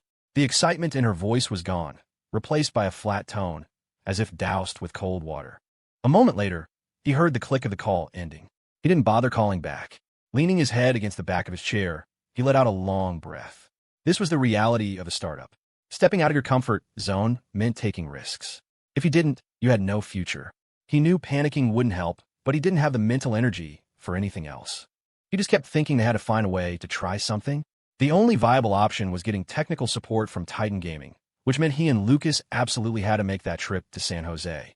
The alternative was to abandon the new game, letting it die on a vine. All their initial investment would go down the drain. It wouldn't bankrupt the company, but it would be a major blow. Or they could bet the farm and risk the project, dragging the entire company down with it. Neither was a good option. Truthfully, Lucas wasn't in a playful mood either. But if Lily missed him, he had to go to her. He parked the car and sat in silence for a moment, checking his reflection in the rearview mirror to make sure he didn't look stressed before getting out. A mature man shouldn't bring his negative emotions home to his family. At least, that's what he believed.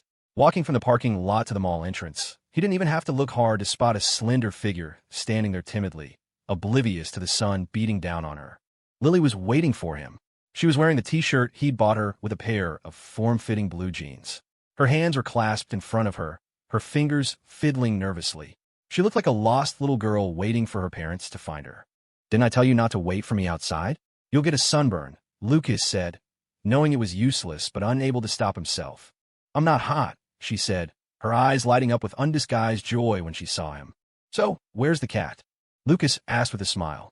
It ran away, Lily said, turning her face away guiltily. Unlike Lucas, who could spin a tale about an alien invasion without blinking, she blushed, and her heart pounded whenever she told the smallest lie. Lucas chuckled to himself, but said nothing. Yeah, right. You sweet dork, you can't even lie properly. She had probably learned this trick from some listicle of top 10 lies scumbags tell that some perpetually single friend had warned her about, and in her infinite wisdom, had decided to use it on him. That's a shame. If only I'd gotten here sooner, Lucas said, feigning deep regret. The ploy was clumsy, but what could he do? He had to play along. This was his girlfriend, and he had to be the one to indulge her. Just as Lily was sighing in relief, Lucas leaned in with a mischievous grin. You're not lying to me, are you? Liars' noses grow longer, you know. That wouldn't be a good look for you. I'm not, Lily whispered, instinctively touching her nose before stepping forward to take the hand Lucas held out behind him. When they found her, she was lounging in the seating area, leisurely sipping her bubble tea. Lucas glanced at Lily beside him, feeling a fresh wave of affection. What more could a guy ask from this sweet dork who would always wait for you? The thought only made him more annoyed with his sister. He walked over and tapped Emma on the head. Startled, Emma whipped her head around, her face a mask of fury. But the moment she saw it was her brother. Her expression instantly melted into a bright smile. Hey bro, you're here. The speed of her transformation sent a chill down Lucas's spine. Just spit it out, he said bluntly. What do you want to buy? The look on her face a second ago was murderous. Now she was all sunshine and rainbows. This girl was something else. Emma just smiled and, without a word, pulled them toward the dress section. Lucas looked around boredly. Then his eyes landed on the spot where Lily used to work part-time in a mascot costume. This place, he murmured. What about it? Emma asked, turning back curiously. Lily also tilted her head to look at him. Nothing, Lucas said, clearing his throat quickly. He'd almost let it slip that he had recognized Lily back then. He was sure that if he'd said it, Lily would have jumped off the roof in embarrassment. The memory of her masterful acting in the coffee shop brought an involuntary smile to his face. That dork would probably never learn how to lie. He felt a sudden urge to hum a sarcastic tune. And the award for Best Supporting Actress goes to... Emma stared at the store, her brow furrowed. She sensed there was more to this story. I'll take a new one of these, Emma announced as soon as they arrived, pointing directly at the dress she'd been eyeing earlier, looking every bit the big spender. If the sales associate didn't have a good memory for faces, she might have forgotten that this was the same girl who'd reluctantly walked away just a short while ago. You'd think she was some wealthy heiress. Despite her decisiveness, Emma tried it on before paying. Coming out of the dressing room, she looked at the dress, which fit her perfectly, and loved it even more. Excluding the statistical anomaly that was Lily, whose looks and figure were just unfair, she thought she held her own pretty well. Bro, does it look good? She asked excitedly. Uh-huh. Looks great, Lucas replied without looking up, his attention focused on holding Lily's hand. Lily, however, took out her phone and snapped a picture for Emma. After striking a pose, Emma turned to the sales associate with a grin. I'll take it. Seeing Lucas looking everywhere, but at the cash register, with no intention of paying, she was about to say something when she saw him tap his phone. She instantly understood and pulled out her own. Lucas, buy it and get lost. Don't be a third wheel. Emma, you got it. Want to buy me another one? I can even trick my sis into your bed for you. Lucas, it was the worst luck of my girlfriend's life that she ever met you and Aaron. Lucas was speechless. One for vacation, the other for a dress. Those two would sell Lily out without a second thought. After everything was bagged, just as Lily was about to pay, Lucas stopped her. I'll get it, he said softly. Wait until you've married into our family before you let her scam you. Lily wanted to argue, but the words married into our family echoed in her mind, leaving her frozen and speechless. In the end, Lucas had to physically pull the stunned, blushing girl away. After sending the third wheel on her way, the two of them didn't rush back, continuing to wander through the mall. Along the way, Lily kept glancing at Lucas, feeling that he seemed distracted today. Are you not feeling well? Maybe we should go home, she asked quietly, her clear, beautiful eyes filled with concern. She knew she could be a bit clueless, but she could always tell when Lucas was in a bad mood. It wasn't something she had to think about. It was pure instinct. Lucas shook his head, gently tracing the calluses on her fingertips. I'm fine, he said with a light laugh. Come on, I'll buy you a dress too. For some reason, Lily picked out a dress quickly today. She didn't compare prices or browse multiple stores, just chose one that she thought was nice enough. You're not going to look around more? Lucas asked, surprised. This one is nice. I'll go try it on. Okay. A few minutes later, Lily emerged from the dressing room. She was wearing an off-white slip dress with a short, cream-colored knit cardigan over it, which instantly transformed the otherwise revealing dress into something modest. But like a cheap how, even if the wearer was completely covered, the knowledge of what lay underneath made it undeniably alluring. A slip dress was still a slip dress. Her slender calves and beautiful collarbones were exposed, making it hard to know where to look. And that was to say nothing of her delicate waist and graceful figure. Lucas's eyes practically bugged out. If she didn't speak, she could pass for a cool, aloof goddess. This dork was just unfair, being that beautiful mint she could pull off any style. His mind began to wander. They paid for the dress, and Lily pulled him away. My love, do I look pretty? Lily whispered, leaning close to his ear as she reached him. Her face was flushed as she enunciated each word, her warm breath ghosting across his cheek. The sales associate stared blankly at Lily's back, then looked up at the promotional poster beside her. The model on it was wearing the exact same dress. They definitely hired the wrong model, she thought. He snapped back to reality, all semblance of composure gone as he nodded his head like a woodpecker. He suddenly realized that Lily being able to pull off any style was definitely not a bad thing for him. The parking garage was much less crowded than the mall, so Lily didn't bother pushing away Lucas's hands, which had been restless the entire walkover. What harm could a sweet dork do? She just wanted to make him a little happier. As they reached the car, just as Lily was about to open the door, Lucas shouted, "Wait!" Startled, she looked at him nervously. "What's wrong?" "There's a spider in the car, the size of a cat," he said, his voice filled with panic. "What?" Lily jumped back. She wasn't afraid of bugs, but a spider that big would terrify anyone. Seeing the usually unflappable Lucas so agitated, she started to panic too. Lucas pulled her aside, got into the car first, and quickly hid the small blue box that had been sitting on the passenger seat. Only then did he breathe a sigh of relief. Damn, forgot to hide this thing. It was so frustrating. Even if Lily didn't recognize the box, she could still read. It was like a time bomb waiting to go off. Once he was sure it was hidden, Lucas slowly rolled down the window and chuckled. "Just kidding. Get it." Lily pursed her lips in exasperation. Her boyfriend could be so childish sometimes. She'd actually thought there was a spider. She got into the car, completely unaware that something far more terrifying than a spider was now hidden inside. Half an hour later, Lucas pulled into the underground parking garage of their apartment complex.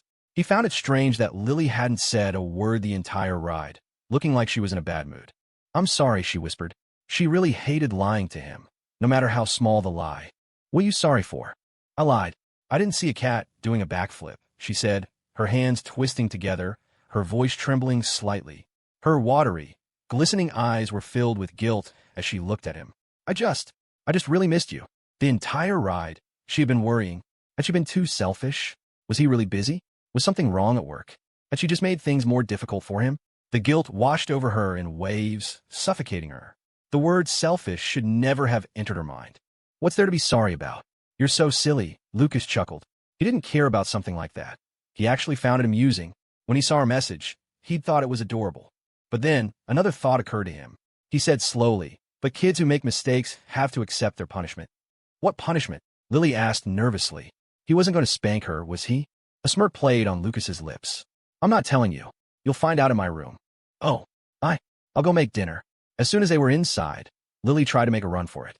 "My mom's cooking today," Lucas said, kicking off his shoes. Emily had insisted on taking charge. She couldn't let her future daughter-in-law cook every time, could she? People might think they were running a sweatshop. "Then I'll go help." "Don't you dare run," Lucas said, his voice intentionally cold. As expected, Lily froze like a startled deer. A moment later, Lily walked hesitantly into Lucas's room. It was nearly noon, and with the curtains drawn, the room was dim. A sliver of sunlight pierced through a gap, illuminating the dust motes dancing in the air. Everything in his room was perfectly organized, a testament to his preference for neatness over her own focus on simple cleanliness. If she had OCD, Lily thought the sight would have been incredibly satisfying. As it was still pleasing to the eye, a classic case of loving him, loving his room. She wasn't actually that nervous. After all, they were at his house, with Emma and Emily just outside. No matter how much his hormones were raging, he wouldn't try anything serious in this situation, right? That's what she thought, until Lucas shut the door with a definitive click.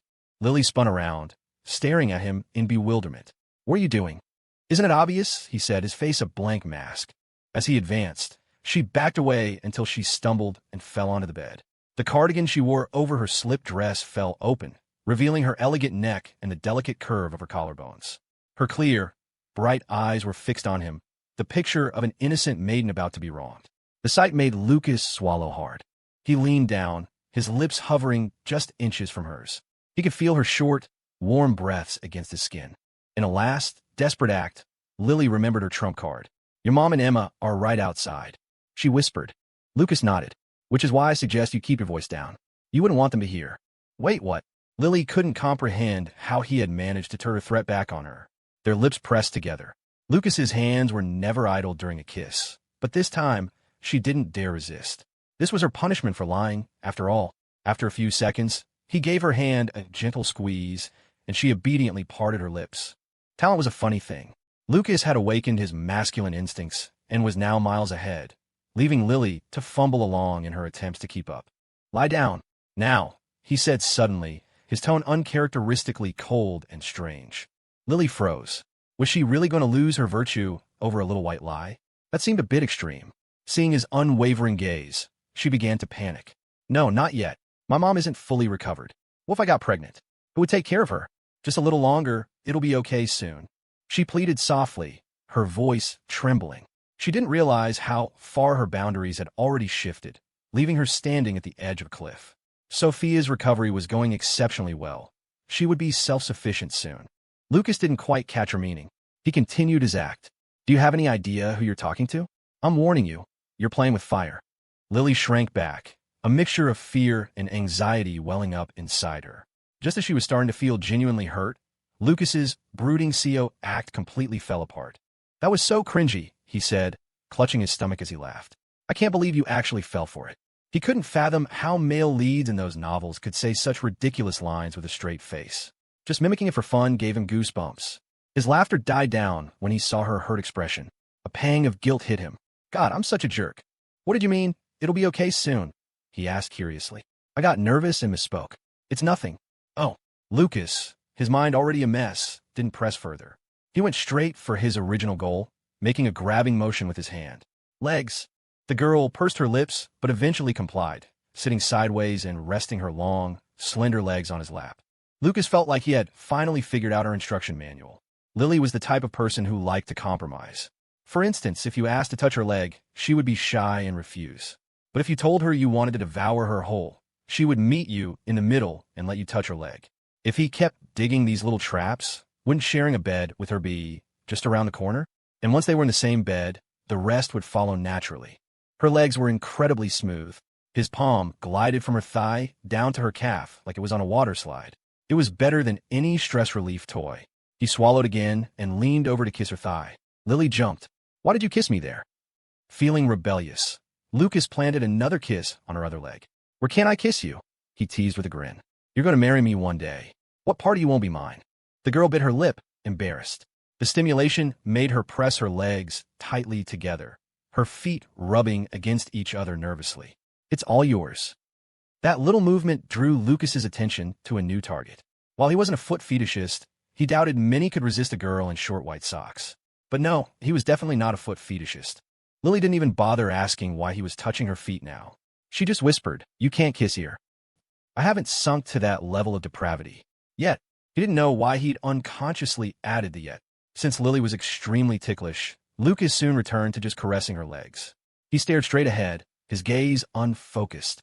Though his hands were being mischievous, his mind was on serious matters. He couldn't gamble with the company's future. Even if it meant writing off their initial investment, he couldn't bet on them being able to muscle through and finish the second game. The choice between a guaranteed setback and the risk of total failure was an easy one. From the very beginning, his bottom line had been not to take a single penny from his family. If things went south, he just shut it down. He couldn't make such a huge bet. But before accepting that reality, he could still fight a little. "Lucas." Lily's voice, soft as a mosquito's buzz, broke his concentration. "What's up? Are you feeling a little happier?" "If you ask me that right now, there's no way I can say yes. It would make me sound like a degenerate." Lily hooked his stomach with her toes. "Tell me the truth." She was dying of embarrassment. If this sacrifice couldn't cheer him up, it would be truly disheartening. Lucas grinned. "All right, I admit it. I'm a degenerate. This is awesome." He felt a bit pathetic, getting so worked up just from touching her legs. But he was willing to wait until she was completely comfortable before taking the next step, which, in his mind, also made him incredibly noble. Just then, the door swung open. "Do you still want those barbecue wings?" "We're out of." Emily's words trailed off as she forgot what she was going to say. For years, she had tried to avoid walking in on Lucas doing whatever it is boys do alone in their rooms. She never expected to walk in on this. Her first thought was, can kinks be hereditary? Lily instinctively tried to pull her legs back, but Lucas held them firmly in place. He reacted instantly, his voice calm. "She sprained her ankle. I'm just massaging it." As he spoke, he actually started kneading her ankle. On the surface, he was the picture of composure, but inside he was screaming. Getting caught napping together was one thing, but getting caught playing with her leg, massaging Lily's ankle, by his own mother? Mom, do you have built-in radar or something? I'll have Emma go buy some icy hot and a bandage, Emily said, slowly closing the door. She took a deep breath, only to see Emma walking over. What are you doing here? Emma asked. I'm looking for my sis. I have a question about this, she said, holding up an English textbook. They're busy, Emily said, turning toward the kitchen. If I want grandchildren, I can't yell. I can't yell. Robert, look at the degenerate son you raised, Emma. When Lucas finally came to his senses, Lily had burrowed under the covers, her face peeking out, a mixture of shame and anger in her eyes. Why didn't you lock the door? I'll lock it next time, Lucas said, scratching his head. The dork had bewitched him, and he'd completely forgotten. Suddenly, the ostrich under the covers launched herself at him, pinning him down and biting him hard on the shoulder. You still want there to be a next time?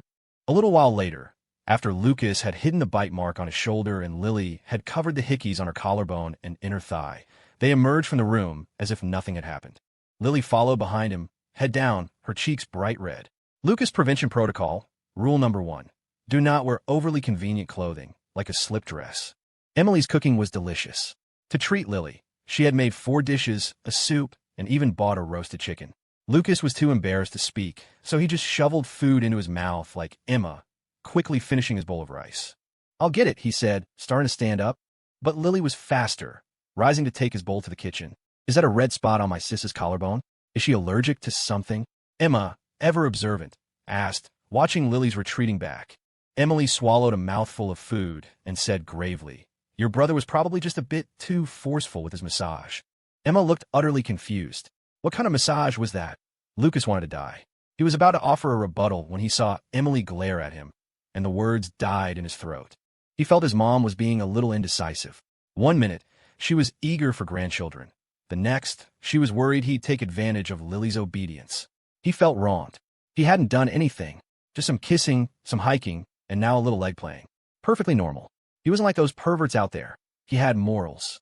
This was his mom projecting her own worries onto him. Pure slander. How could she hope for grandchildren with such a wishy-washy attitude? After lunch, Lucas and Emma sat in the living room, battling it out in Super Smash Bros. Ultimate, while Lily sat beside Lucas, watching him play. The game was a perfect mix of competitive and casual fun. Even button mashing was entertaining, making it a great party game. Even Robert would play a few rounds with Emma sometimes. I'm lagging, Emma yelled after her character was launched off-screen. That excuse is so old, Lucas said with contempt. I'm serious, it was lagging. That round doesn't count. I'm switching characters. Why don't you try telling your SAT proctor you were lagging? See if they let you retake it. As they traded insults, Lily watched the dazzling chaos on the screen, her mouth slightly agape. She didn't recognize any of the characters, but it seemed like Lucas would unleash a flurry of flashy moves and send Emma's character flying. Her boyfriend was amazing. Seeing Lily's engrossed expression, Lucas couldn't help but smile, his ego thoroughly satisfied. Normally, he'd let Emma win a few rounds to keep her spirits up, but with his girlfriend watching, all bets were off. Sorry, sis, but love comes first. Want to play a few rounds? Emma's terrible, Lucas said, waggling his controller. Lily slowly shook her head. This kind of game was a bit too complex for her. She preferred to watch, which also gave her the chance to sneak glances at Lucas's focus profile. If she dares to win against you, I'll destroy her, Lucas added. Just then, Emily poked her head out of the kitchen, where she was washing dishes. Lily, come give me a hand. I'll go, Lucas said, standing up. What are you going to do? Make a bigger mess? I asked Lily. Lily, accustomed to chores and naturally obedient, didn't hesitate. She got up and headed to the kitchen. Lucas found it strange. His mom usually doted on Lily and would never let her do chores. But since Emma was clamoring for a rematch, he had no choice but to sit back down and continue schooling her. He just asked Lily about it later. She'd tell him anything he asked. When Lily entered the kitchen, Emily was already at the sink. Lily went to the other faucet and started helping without being asked. She had a feeling Emily wanted to talk to her about something, but she was too shy to ask. She stole a quick glance at Emily before focusing intently on her task. The kitchen was quiet for a moment, save for the rush of water as Emily turned the faucet up. Emily glanced at Lily. The girl was working efficiently, a strand of hair having escaped from behind her ear, which she didn't bother to fix as she diligently washed the dishes. She was so well-behaved it was heartbreaking. And that was the problem. If Lily were a more typical girl, Emily wouldn't be so worried. It wasn't that she didn't trust her son, but Lucas was at that age, and Lily was just so compliant. given her family background, who knew what kind of education she'd received on certain topics. No matter how much Lucas denied it, Emily had seen the hickey on Lily's collarbone as clear as day. If he was bold enough to do that under her roof, she couldn't imagine what went on at the apartment. If something happened, Lucas would graduate and move on, but the poor girl was still in school. It would be fine if they got married as soon as they were of age, but that time hadn't come yet. Getting her pregnant before marriage would feel like taking advantage of her lack of family support, and that wasn't right. It was so stressful. Being a mom was hard. One moment you're hoping for grandchildren, the next you're terrified your son will announce his girlfriend is pregnant. Emily's emotions were a tangled mess. With a sigh, she decided that after talking to Lucas, she needed to talk to Lily too, but she didn't know how to begin. Lily immediately turned to her, her watery eyes blinking with an expression of pure innocence. Emily's heart melted. Who wouldn't love a daughter-in-law like this? Lily, be honest with me, Emily said gently, trying to keep her tone as soft as possible. Has Lucas done anything bad to you? She suspected her previous inquiries about him bullying her had been too vague for Lily to understand. Lily froze for a second before nodding shyly. She'd already been caught. There was no point in denying it. Really? Emily felt her blood pressure spike. Haven't you, Lucas? To such an obedient girl? Thinking about what had just happened, Lily's cheeks flushed a deep crimson, and her eyes grew misty with embarrassment. She wanted to jump into a river. It wasn't his fault, the girl explained, her head bowed like a child who had misbehaved, her voice barely a whisper. I just wanted to make him happy. Even knowing she was covering for him, she couldn't bear the thought of Lucas getting in trouble. That, of course, only made Emily's misunderstanding worse. It seemed her warning had come too late. They had already done everything. And from the sounds of it, Lucas had manipulated the poor girl by pretending to be in a bad mood. Lucas, you're practically a criminal. Honey, don't you worry, Emily said, quickly rinsing her hands and cupping the girl's face. I will make sure Lucas takes responsibility. If he dares not to marry you, I will personally break his legs. Lily blinked. So, the old saying about a man having to marry a woman if he touched her feet was true. Aaron hadn't been lying. My heart isn't what it used to be, Emily continued. So please, before you and Lucas get married, don't go having any babies.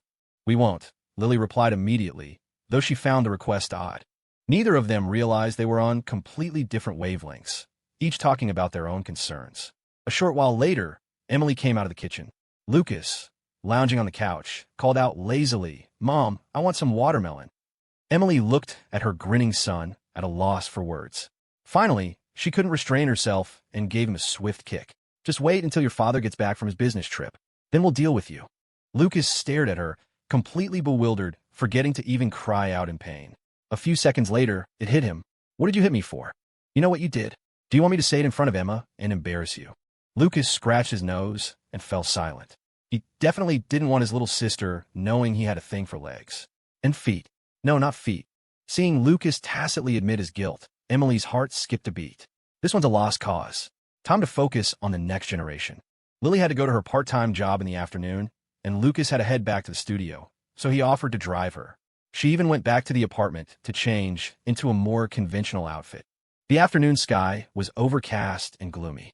A cool wind whipped through the streets, rattling the trees and sending a chill through the air. It felt like it was about to rain. When they arrived, Lily got out of the car, but didn't leave right away. She walked around to the driver's side and said softly, I'm heading to work now. Lucas nodded with a smirk, meeting her gaze with a bold and righteous air. Work hard. I'm counting on you to support me. The corners of the girl's eyes crinkled.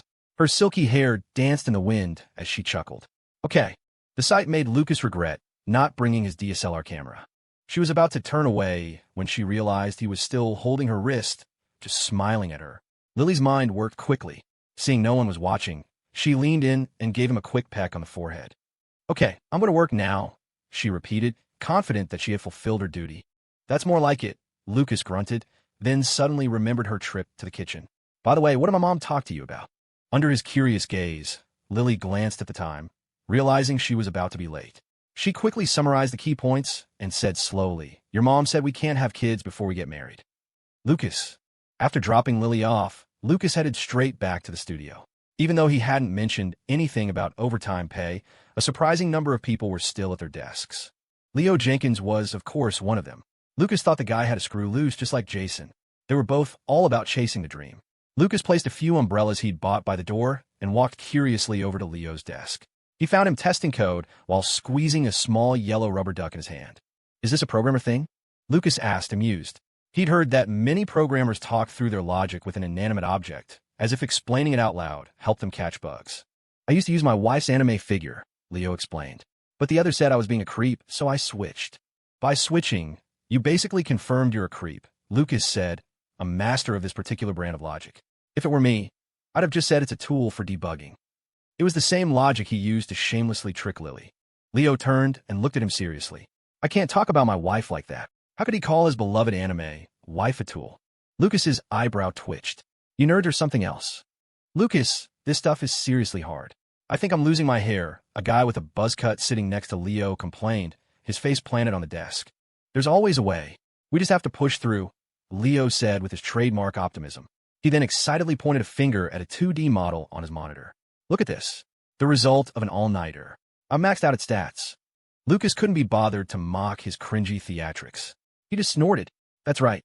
You all keep working hard, and one day I'll be driving a sports car and living in a mansion." The programming team chuckled at their banter before returning to their work. The office was full of young people, so the atmosphere was rarely somber.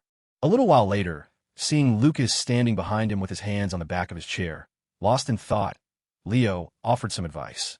"Relax, man. Don't stress over problems you can't solve right now. We'll cross that bridge when we come to it." Lucas shook his head. "No, I was just thinking.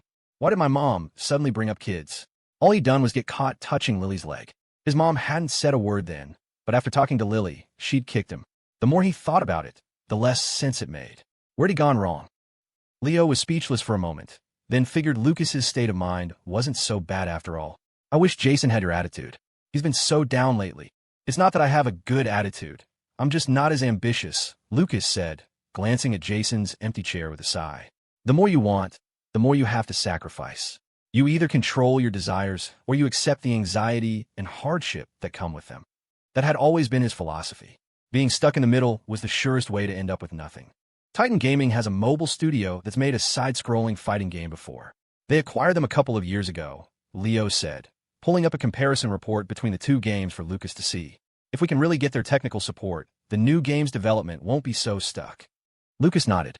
"Then we'd go from losing a lot of money to making a little." Leo smiled. "I'd call that a huge win." It was less about profit and more about whether the company could successfully pivot. "Right. The rest is up to me," Lucas said, walking toward his office. He opened the calendar on his computer and started calculating. Lily's birthday was October 8th, less than a week away. "Perfectly inconvenient timing," he muttered. If it were a couple of days earlier, he could celebrate with her and then go. A couple of days later, and he could go on the trip and be back in time. But of course, it was right in the middle. This was her first birthday since they'd met. He really didn't want to miss it. "Lucas," Aaron Thompson said, gently pushing the door open. Lucas, who had been contemplating the meaning of life, looked up at her. This doesn't feel like good news. Her usual entrance was more like a CIA raid, just like Emma's. The fact that she was knocking politely was a bad sign. My parents said they want to come see the office." Her voice trailed off, completely lacking in confidence. Lucas was taken aback, an eyebrow shooting up. For the time Aaron's parents had checked up on her while Lily was in the hospital, he'd guessed she was doted on. Now, not only had she suddenly stopped asking for an allowance, but she was also sending a few $100s home every month. Her parents must be feeling a complicated mix of pride and suspicion. And since Aaron wasn't going home for the long weekend, it was natural they'd want to visit. Still, showing up at her job was a bit much. "She's lucky I'm her friend, and I'm easygoing," Lucas thought. Any other boss would have told her to get lost. Erin herself looked mortified. She scratched her cheek with her index finger and bit her lip. "I can just tell them not to come." The company was already going through a tough time. The last thing they needed was her parents causing a fuss. She knew if she were in Lucas's shoes, she'd be annoyed. "Let them come," Lucas said, showing no sign of annoyance. In fact, he smiled. "Want me to book them a hotel and roll out the red carpet? Help you show off a little?" The company boss personally welcoming them. People would think Aaron was some kind of big shot. It would probably blow her parents' minds. "Oh, right. I should bring Lily along, just in case they get the wrong idea." No, that's okay," Aaron said, waving her hands frantically, surprised he was serious.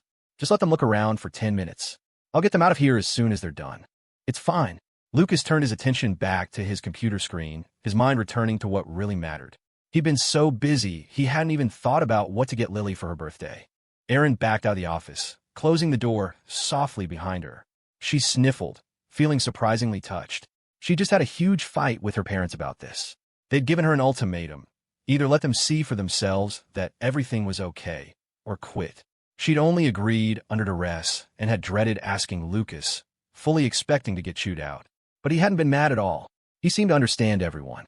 She let out a relieved smile.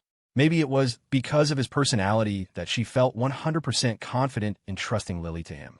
To think she had once warned Lily to be careful of him. How unnecessary. Lily deserved him, and he deserved her. Erin's parents were efficient. The next day, they were on a flight to Seattle. That morning, Lily didn't have to work, so she was in Lucas's office, reading a book. Ever since he'd become too busy to join her at the library, this had become her study spot. "Weren't there 2 chairs in your office?" she asked curiously. When she'd arrived today, she'd found nowhere to sit. Lucas looked around, feigning confusion. "That's weird. Where did the other chair go?" As he spoke, he pulled her tighter into his lap, burying his face in the crook of her neck. Lily pouted, too tired to condemn his shamelessness. "If you had just asked me to sit on your lap, I would have." Was it really necessary to move the chair? This creep was so used to tricking her, he'd forgotten to even ask before pulling his stunts. She might be a little slow, but she wasn't dumb enough to fall into the same trap over and over. "I only fall for it because I like you. Otherwise, I'd never let you get away with it. I'm smarter than you now. I see right through you." Oomph. Feeling her internal monologue lacked conviction, she mentally himphed again. Lucas just smirked. "As long as you're still this silly, I have nothing to worry about." "Have you met Erin's parents?" he asked softly. "No," Lily said, fiddling with the hand he had wrapped around her waist. "This is your office. Behave yourself." He pretended not to hear. "Doesn't that make it more exciting?" Lily immediately stood up and moved to the side, preparing to headbutt him. "Erin's parents are here," Leo said, poking his head in. He then slowly closed the door. "Damn, this company is great in every way except for the constant PDA. My teeth are going to rot from all the sweetness." Lucas, who had been about to beg for mercy, was saved by the bell. He was genuinely scared. Getting headbutt by this dork was like getting hit by a bull. But teasing her was just too addictive. Even knowing the pain, he couldn't help himself. He was in a perpetual state of "I'm sorry, I'll do it again." He cleared his throat and held out his right hand to Lily. "Come on. As the boss's girlfriend, you have to greet the guests too." Lily wanted to hide in a corner. She turned her face away and muttered, I'm so nervous." "Nervous about what?" "You survived meeting my parents. This is nothing. Come on." As they stepped out of the office, they saw a middle-aged couple. The man was quietly and seriously surveying the studio, while the woman, a kind smile on her face, was handing out snacks. Her hair was tied in a ponytail, and she spoke with a warm, friendly tone. "These are a specialty from our hometown. Please try some. Don't be shy. We can't possibly take all this back with us." Lucas grinned, mentally debating whether he should stock up on snacks and drinks for the office like other companies did. His employees were truly shameless. The moment they heard there was free food, they all swarmed over. Anyone would think he was running a labor camp. He stood with his right hand in his pocket, Lily clinging to his arm, half hidden behind him. Her social anxiety was on full display. It seemed she was only truly outgoing when she was with him. Lucas glanced at the girl beside him and snorted internally, brave behind closed doors. 1 minute she's head-butting him or making his heart race, and the next she's playing the ostrich. In the grand scheme of things, at least he hadn't lost to a frog. "Are you trying to bury your head in the sand, ostrich?" he whispered, leaning close. He could understand her nervousness. She was feeling what most kids feel the first time they meet a friend's parents. She just hadn't had many friends, so she was experiencing it for the first time now. Lily stared at him blankly, her eyes blinking. "I'm not burying my head in the sand." Lucas suspected she was doing it on purpose, but he had no proof. Just then, the woman, Mrs. Thompson, walked over and offered them a bag. "Here, you two try some. Thank you so much for taking care of my Erin." Lucas smiled and took the bag. Inside were a box of Fran's chocolates and a jar of gourmet Marionberry jam. "Very Seattle. You two should get back to work, Mrs.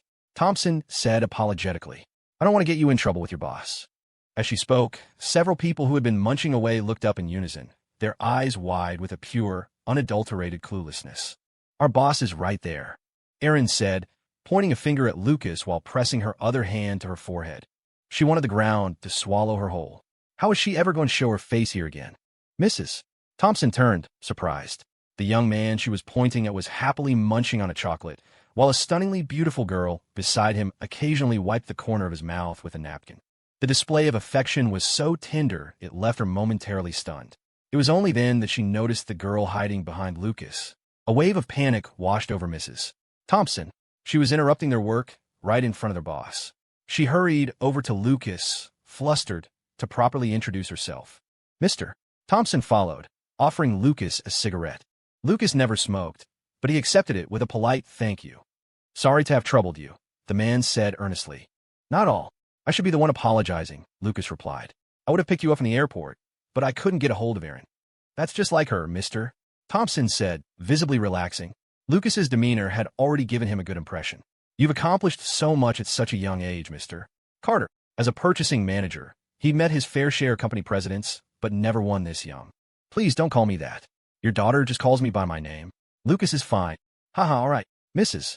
Thompson, unable to join the conversation, turned her attention to Lily.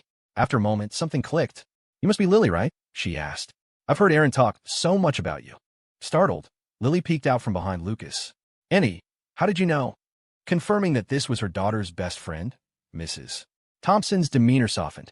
She leaned in and teased. Well, you're the prettiest one here, so of course I recognized you right away. She noticed Lily was tightly gripping the hem of Lucas's t-shirt and thought Erin wasn't lying. Her best friend was the boss's girlfriend. With her daughter's personality, she was probably running wild in the office. She thought Erin was exaggerating, but it was all true. Her worry had shifted from her daughter being taken advantage of to her daughter becoming an unstoppable terror. Erin's mother knew her daughter's personality all too well. You're even more beautiful than Erin described, Mrs.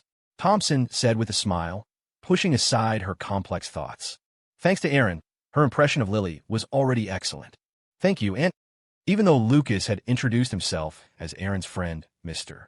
Thompson maintained a respectful and polite demeanor throughout their conversation. It was clear that nothing was more important to him than his daughter's happiness and success. He was completely wrapped around her finger. Dad, haven't you talked enough? They have work to do. Erin finally interjected, stomping her foot in frustration. Mr. Thompson, having just learned about Erin's responsibilities at the company, looked at his daughter with pride. My baby girl is so capable. Erin glanced around, her face turning crimson. Today was a social nightmare. What's that supposed to mean? So in your eyes, I'm just some lazy girl who stays home watching anime and eats 3 bowls of rice per meal. What's wrong with that? Your mom and I can't afford to support you.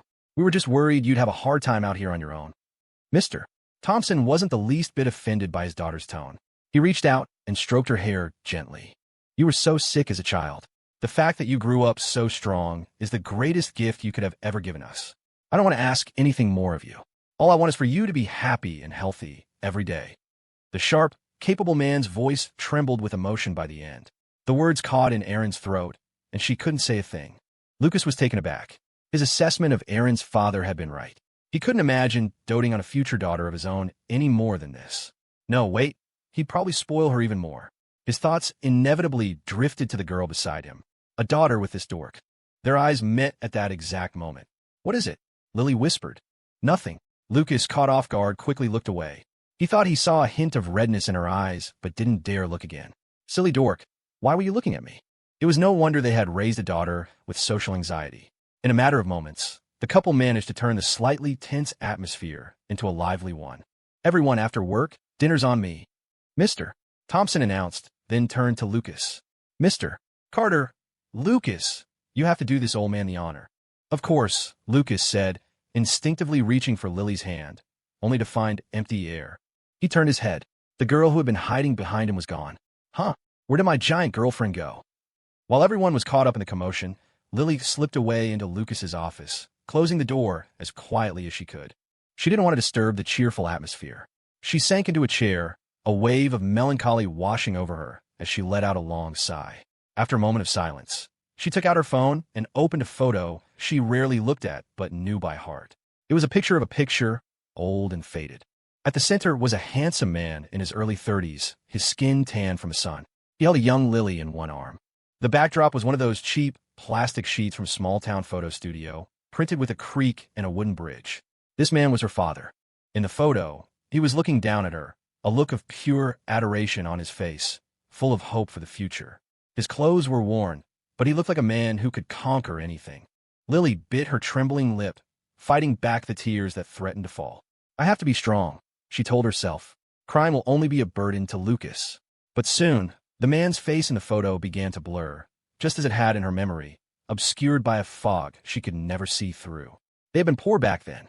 This was the only photo of her father, aside from his ID picture. She, on the other hand, had quite a few photos from her childhood. Her dad had always been willing to spend money on her. Her head sank, her shoulders shaking with silent sobs. The office wasn't soundproof, and the sounds of laughter from outside washed over her, completely drowning out her quiet weeping. As Aaron's friend, she was genuinely happy for her. She was just a little envious. Dad, I can't remember anything, Lily whispered, her voice choked with tears.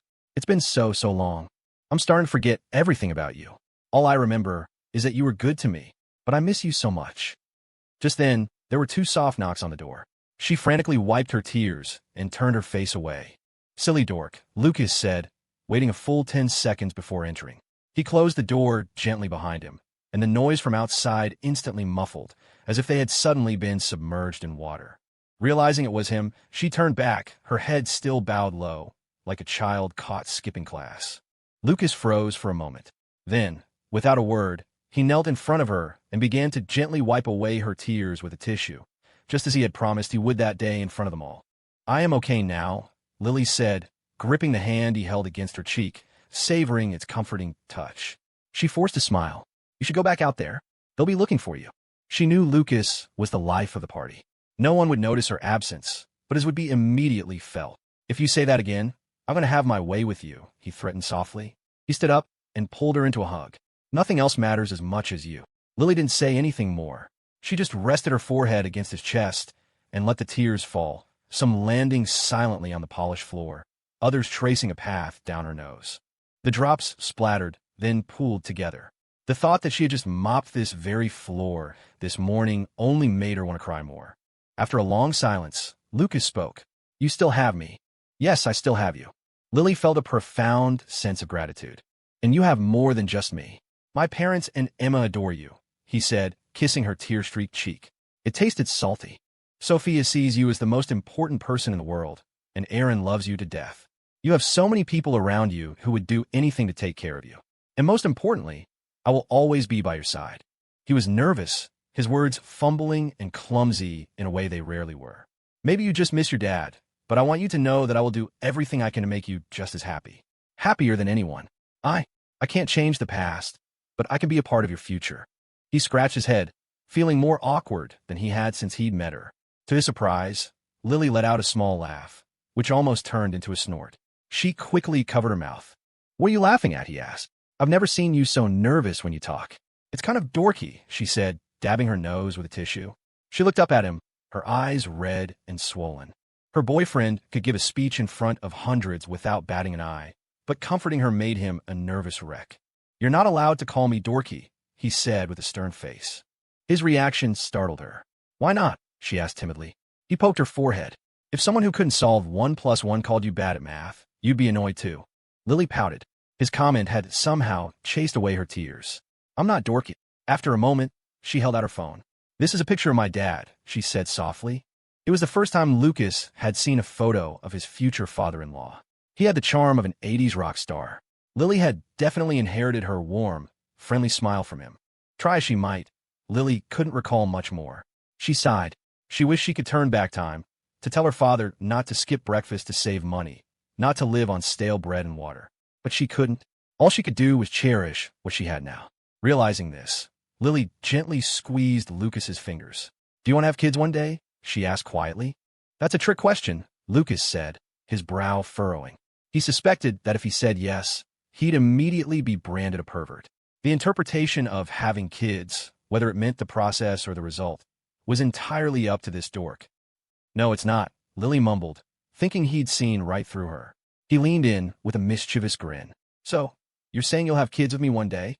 To his surprise, she didn't blush or call him a creep.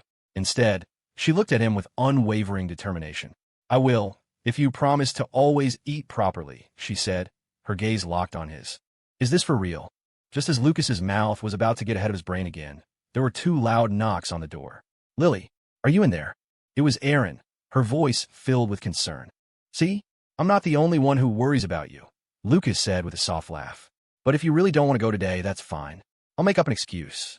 We can show Erin's parents around Seattle tomorrow and have dinner then. No one will be upset. He wasn't just being polite. He'd already come up with a solution. Lily wiped her eyes again, checked her reflection in her phone screen to see if they were too swollen, and stood up. Let's go together, she said softly. Change your mind. She nodded firmly. I promised you I'd always hold my head high. As she said it, she realized Lucas had completely misinterpreted her words. His gaze was fixed on a very specific, very inappropriate place, a lecherous glint in his eyes. Lily's cheeks instantly turned as red as her eyes. Don't look there, she hissed, mortified. The next day, Seattle was still an oven. The sun wasn't particularly bright, but stepping outside felt like walking into a sauna. And then, at night, it would get chilly. It was ridiculous. Lucas was sprawled on the couch, legs crossed, the picture of leisure. Lily, on the other hand, couldn't sit still. With nothing else to do, she was at the desk drawing on her tablet. Her left hand rested on the keyboard. Her right held the stylus, which hovered over the tablet. Every so often, she tapped the undo key with a crisp click. She looked like a real pro. The living room was quiet, save for the occasional shout of a child playing outside. But while Lily's silence was one of focused creation, Lucas's was one of mischievous plotting. He was not okay. Lately, this dork had been making his heart race with alarming frequency. And aside from moments of physical intimacy, he felt like he was losing his edge. To put it bluntly, she was running circles around him. This was not right. While he, the master of the long game, still held the upper hand, he needed to be on his guard. Lucas, the lazy couch potato, rolled over. He reached for the bowl of grapes, only to find it empty. They were cotton candy grapes from the market downstairs, delicious but almost too sweet. His brain and his mouth wanted more, but his legs had other ideas. They were not leaving the couch. He felt himself getting lazier by the day, practically being turned into a useless lump by Lily. He was pretty sure that if he asked her to wash and bring him more, she would. Guided by the principle of empirical evidence, he decided to test his hypothesis. He looked over at Lily, who was engrossed in her drawing. Lily, he said softly, the grapes are all gone. She seemed to be concentrating hard, but after a moment's pause, she nodded. I'll go wash some for you. And feed them to me? I'm so tired, he pressed on, shameless. She looked up at him. Can I just finish this part? It won't take long. The innocence in her eyes made him feel a little guilty. He slumped back onto the couch like a deflated balloon. This is the last time, he chanted internally. The very last time. Today. A few minutes later, Lily brought over a bowl of freshly washed grapes. Lucas looked away, scratching his cheek. He had almost forgotten he'd wanted them. When you go through security at the airport, he said suddenly, does the metal detector ever go off? Lily popped a peeled grape into his mouth and tilted her head. No, I don't think so. You sure? His question made her second guess herself. She couldn't figure out why he was asking. No matter how certain she was about something, the question, are you sure, always planted a seed of doubt. I'm sure, she said quietly after a few seconds. She was a model citizen. She'd never brought any contraband on a plane. Lucas sat up and leaned in, studying her with mock seriousness, which made her inexplicably nervous. His brow furrowed. It should go off. Why? Huh? Because you steal hearts. That's a felony. The terrible joke cracked him up, leaving Lily frozen in place. She pouted at him and decided to confiscate the grape she was holding. But after a moment's thought, she dutifully held it to his lips. The instant he opened his mouth, she popped it into her own. Lucas was left with a mouthful of air. He stared at her, his eyes cold. The girl opened her mouth to show off her prize, then gave him a sweet, triumphant smile. So satisfying. I'll peel another one for you, she said, not even bothering to chew. The last thing she wanted was for him to be upset. But as she reached for another grape, he grabbed her hand. The next second, his lips were on hers. It wasn't a deep kiss. He simply stole the grape from her mouth, then pulled back and opened his own mouth to show her his plunder. Imported grapes, he thought. Delicious. Lily's mouth was slightly agape. She was stunned. When reality finally set in, her triumphant expression vanished, replaced by a look of utter betrayal. She lowered her head and mumbled, Isn't that gross? What's gross about it? I taste your saliva all the time when we kiss. You make kissing sound so disgusting, she said, exasperated. When you like someone, you even like their saliva, he said with a straight face. So, when you call me a leg man, that was pure slander. I don't have a leg fetish, or a foot fetish, or a hand fetish. I just have a you fetish. Lily, the XE has stopped working. She pressed her lips together, abandoning any attempt at a rebuttal. It was pointless to call her boyfriend a pervert anymore. Lucas, equally done with calling himself a pervert, peeled a grape and popped it into his mouth. He then pointed to his lips. Now I'm going to see if you like me. Lily hesitated, but after a long moment, she mustered her courage and leaned in. The instant their lips touched, Lucas swallowed the grape. To add insult to injury, he stole a kiss.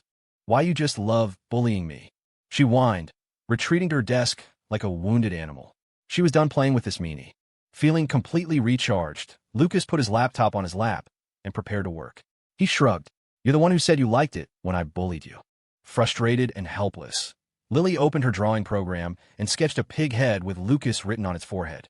Still not satisfied, she drew a little anthropomorphic bunny beating the pig to a pulp. The pig, bruised and teary-eyed, pleaded, Please, Miss Lily, spare me. I'll never bully you again. The bunny, arms crossed, looked down imperiously. I'll let you off this time.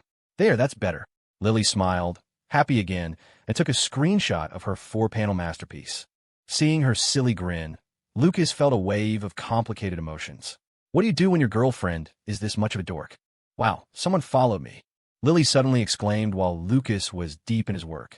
Nice, he said with a smile, not thinking much of it. It was just 1 or 2 followers. He had over 100 on his own profile, and he'd never even posted anything. But this was progress for his dork, and that made him happier than any accomplishment of his own. How many followers? He asked curiously. 110, 100, over 1,000. Lily clearly couldn't believe it either. She had counted them one by one. Lucas nearly choked on his own spit. He coughed violently. How many? Did you accidentally upload a picture of yourself? He couldn't think of any other reason she would gain over 1,000 followers overnight. I think someone with a lot of followers shared my post, she explained. She had clicked on the person's profile. 82 million followers. The number was staggering. By the time she finished speaking, Lucas was leaning over her shoulder, scrolling through her ArtStation profile with her mouse. The first thing he noticed was her username. World's smartest lily pad. Lucas grinned. Interesting username. He walked back to the couch and chuckled. That's great news. You got a huge head start. Some big shot with a good heart gave you a chance, and you were talented enough to seize it. See? Opportunity favors the prepared. Can I make money now? Lily asked, her eyes shining. No, you're still a long way from being able to monetize your fan base. Her excitement dimmed slightly, but she was still happy. With a small smile, she bravely opened the comments section under one of her drawings. It was a female character from his company's game, Tower of Slaughter. She wore a bone mask, her long white hair cascading down her back, one hand reaching in her green cloak, about to pull out 2 throwing knives. White hair, red eyes, a cool, confident smirk, total fanbait. Fortunately, the art community was mostly positive, and the comments were full of praise. Wow, are you a fan of Tower of Slaughter too? Lily saw the comment and carefully typed a reply. I'm Lucas's girlfriend. She had never played the game. She just liked the character because Lucas had made it. After a moment's thought, she changed the period to an exclamation point to sound more cheerful. A few moments later, a flurry of replies appeared beneath her comment. Can confirm I was there. I'm Lucas's phone. I'm Lucas's wife. Wait, the Lucas you're talking about is my classmate. LOL. Lily stared at the messages, bewildered. She added another comment. But I really am Lucas's girlfriend. I'm really Lucas's phone. I'm really Lucas's wife. The person above me is so gross. You're a dude. Knowing she was no match for them in a war of words, Lily gave up, closed her laptop, and stretched. I'm going to bed. Are you coming? You say that like you want me to sleep with you. Lucas scoffed. We are sleeping together. In the same bed? No way. With that, she went in her room, then poked her head out. You should get to sleep soon. Okay, Lucas said dismissively. A few minutes later. All right, air conditioner unit 1 check complete. Non-functional. Next, Lucas moved to the living room. Air conditioner unit 2 check complete. Non-functional. Lucas recited the lines in his head and turned his gaze back to Lily's room. He had been preparing for this grand mission for a very, very long time. Victory was at hand. Lily had just drifted off to sleep when a knock on her door woke her. She opened it to find Lucas standing there, a helpless look on his face. What's wrong? She asked immediately. He scratched his cheek. My AC is broken again. Lily was instantly suspicious. Did you break it on purpose so you could sleep with me? Lucas's defense was seamless. Am I crazy? Who would be bored enough to intentionally break their own air conditioner? And when I offered to sleep on the couch so you could have my room, you said no. She mumbled, just as she was about to ask, so what exactly do you want? Lucas pointed to the living room. I was going to sleep on the couch. I wasn't going to bother you. But the living room AC is broken too. Lily, she didn't even bother putting on her slippers. Her bare feet padded quickly across the cool tile floor to the standing AC unit in the living room. She pressed the power button a few times. Nothing. The screen indicated it was set to cool, but no air was coming out. She checked the plug. It was firmly in the socket. It really was broken. How could that be a coincidence? She said, looking at him with disbelief. She had a strong feeling he was up to no good. Even if this was an old building with old appliances, the fact that his AC had broken twice, and now the living room one had failed at the same time, no one would believe that. Lucas wrapped his arms around her from behind, resting his chin on her shoulder. Some things are just that coincidental, he whispered, his voice like a devil's murmur in her ear. Us meeting again was the most magical coincidence of all, wasn't it? He was just waiting for this dork to open Pandora's box. I guess so. Lily thought about it and felt a little thrill of happiness. Suddenly, 2 broken air conditioners didn't seem so unbelievable. Coincidences happen. Seeing the blissful look on her face, Lucas had to suppress a laugh. She was already convincing herself. He pressed on. It's already October. We'll only be using the AC for a few more days anyway. If I wanted to trick you, I would have done a long time ago, not now. We could draw a line down the middle of the bed. I promise I won't cross it. Remember when you said you were scared? I didn't kiss you for a long time after that, did I? He was at the finish line. He had to say all the right things. Right now, he would have admitted he was dumber than her if it helped his case. I swear, if I'm lying, may I be struck by lightning. He was cut off as she pressed her index finger to his lips. Don't say things like that, she said gently, whether you're lying or not. His guilt intensified, but he had come too far to turn back. He pushed his conscience aside and looked at her with pleading eyes. You have to trust your boyfriend's character. What bad intentions could I possibly have? Lily saw the dark circles under his eyes and the sheen of sweat on his forehead, and her heart ached. All her suspicions melted away. She sighed. Fine, but you can't get too close to me. Deal. Clutching his comforter and pillow, Lucas triumphantly entered her room. It felt novel and exciting. Other than the night she'd had a fever, he'd never been in here before. She usually locked her door when she slept, and although she left him a key when she was out, he'd never snuck in. A real man didn't sneak. He used clever schemes to get what he wanted. What kind of lowlife would sneak into a girl's room when she wasn't there? Pathetic. The first thing he saw were several bras hanging on a drying rack. The style and patterns were perfectly suited to her age. Girly and alluring. Before he could get a good look, Lily lunged forward, gathering them all in her arms and turning her back to him. Her hands had moved in a blur. She then crab-walked over to her closet and stuffed them inside. What are you doing? Lucas asked, bewildered. I'm afraid you'll open it and peek while I'm asleep. He scoffed. That little trick won't work on me. When I was a kid, my mom used way more sophisticated methods to keep me from playing computer games all night. Back then, getting to the computer was like defusing a bomb. He'd had to meticulously photograph the scene before touching anything, just so he could put it all back exactly as it was. Lucas decided to stop teasing her. He made his bed on the floor, then lay down without a hint of shame. Lily, feeling awkward under his gaze, tidied her hair and got in her own bed. She immediately pulled the legs of her pajama pants down, trying to cover as much of her thighs as possible. No closer, she warned, drawing an imaginary line down the middle of the bed with her finger. Or I'll go home. You can hug me when we're standing, but not in bed. I'm afraid you won't be able to control yourself. Not even if we're just sleeping? You said everything of yours was mine, he argued, ever the opportunist. It was a good thing she'd stopped him from finishing his oath earlier. Lightning would be striking him right now. Lily bit her lip and scooted closer to the edge of the bed. I meant after we're married. Then marry me now. We're not old enough. A smile played on Lucas's lips, his eyes shining. So you're saying you'll marry me? I didn't say that. She rolled over, turning her back to him. Playing hard to get us out of style, he said, poking the back of her neck. I suggest you tell me the truth. Do you want to marry me or not? Lily rolled back over and gave him a soft kiss. Ask me again later, she whispered. This man was incorrigible.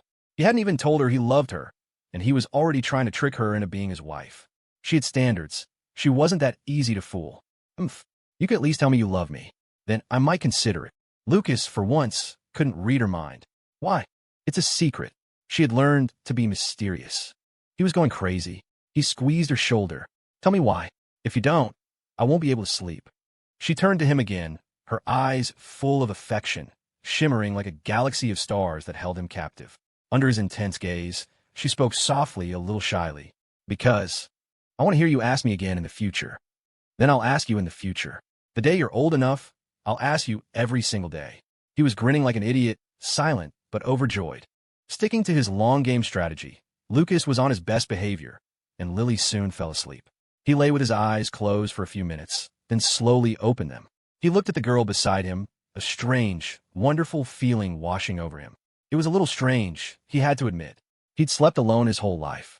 Now, with a girl beside him, the bed felt like it had been divided in half, and his heart along with it. This dork was sleeping in his bed, and in his heart. He reached out and gently stroked her long hair, following it all the way to the ends. Napping with her in the middle of the day was different from sleeping at night in the dark. Being able to see everything so clearly was far more thrilling. Even though her back was to him, her long, silky hair, her soft, pale arms, and the gentle rise and fall of her body as she breathed were a beautiful sight. Lucas looked out the window at the blue sky and scattered clouds, another smile spreading across his face. He didn't know why he was smiling, but he couldn't stop. He wished this peaceful, perfect moment could last forever. Just then his phone vibrated. Leo Jenkins. Lucas, the mole went to a company that's developing a direct competitor to our stall project. We need to get to San Jose. Now.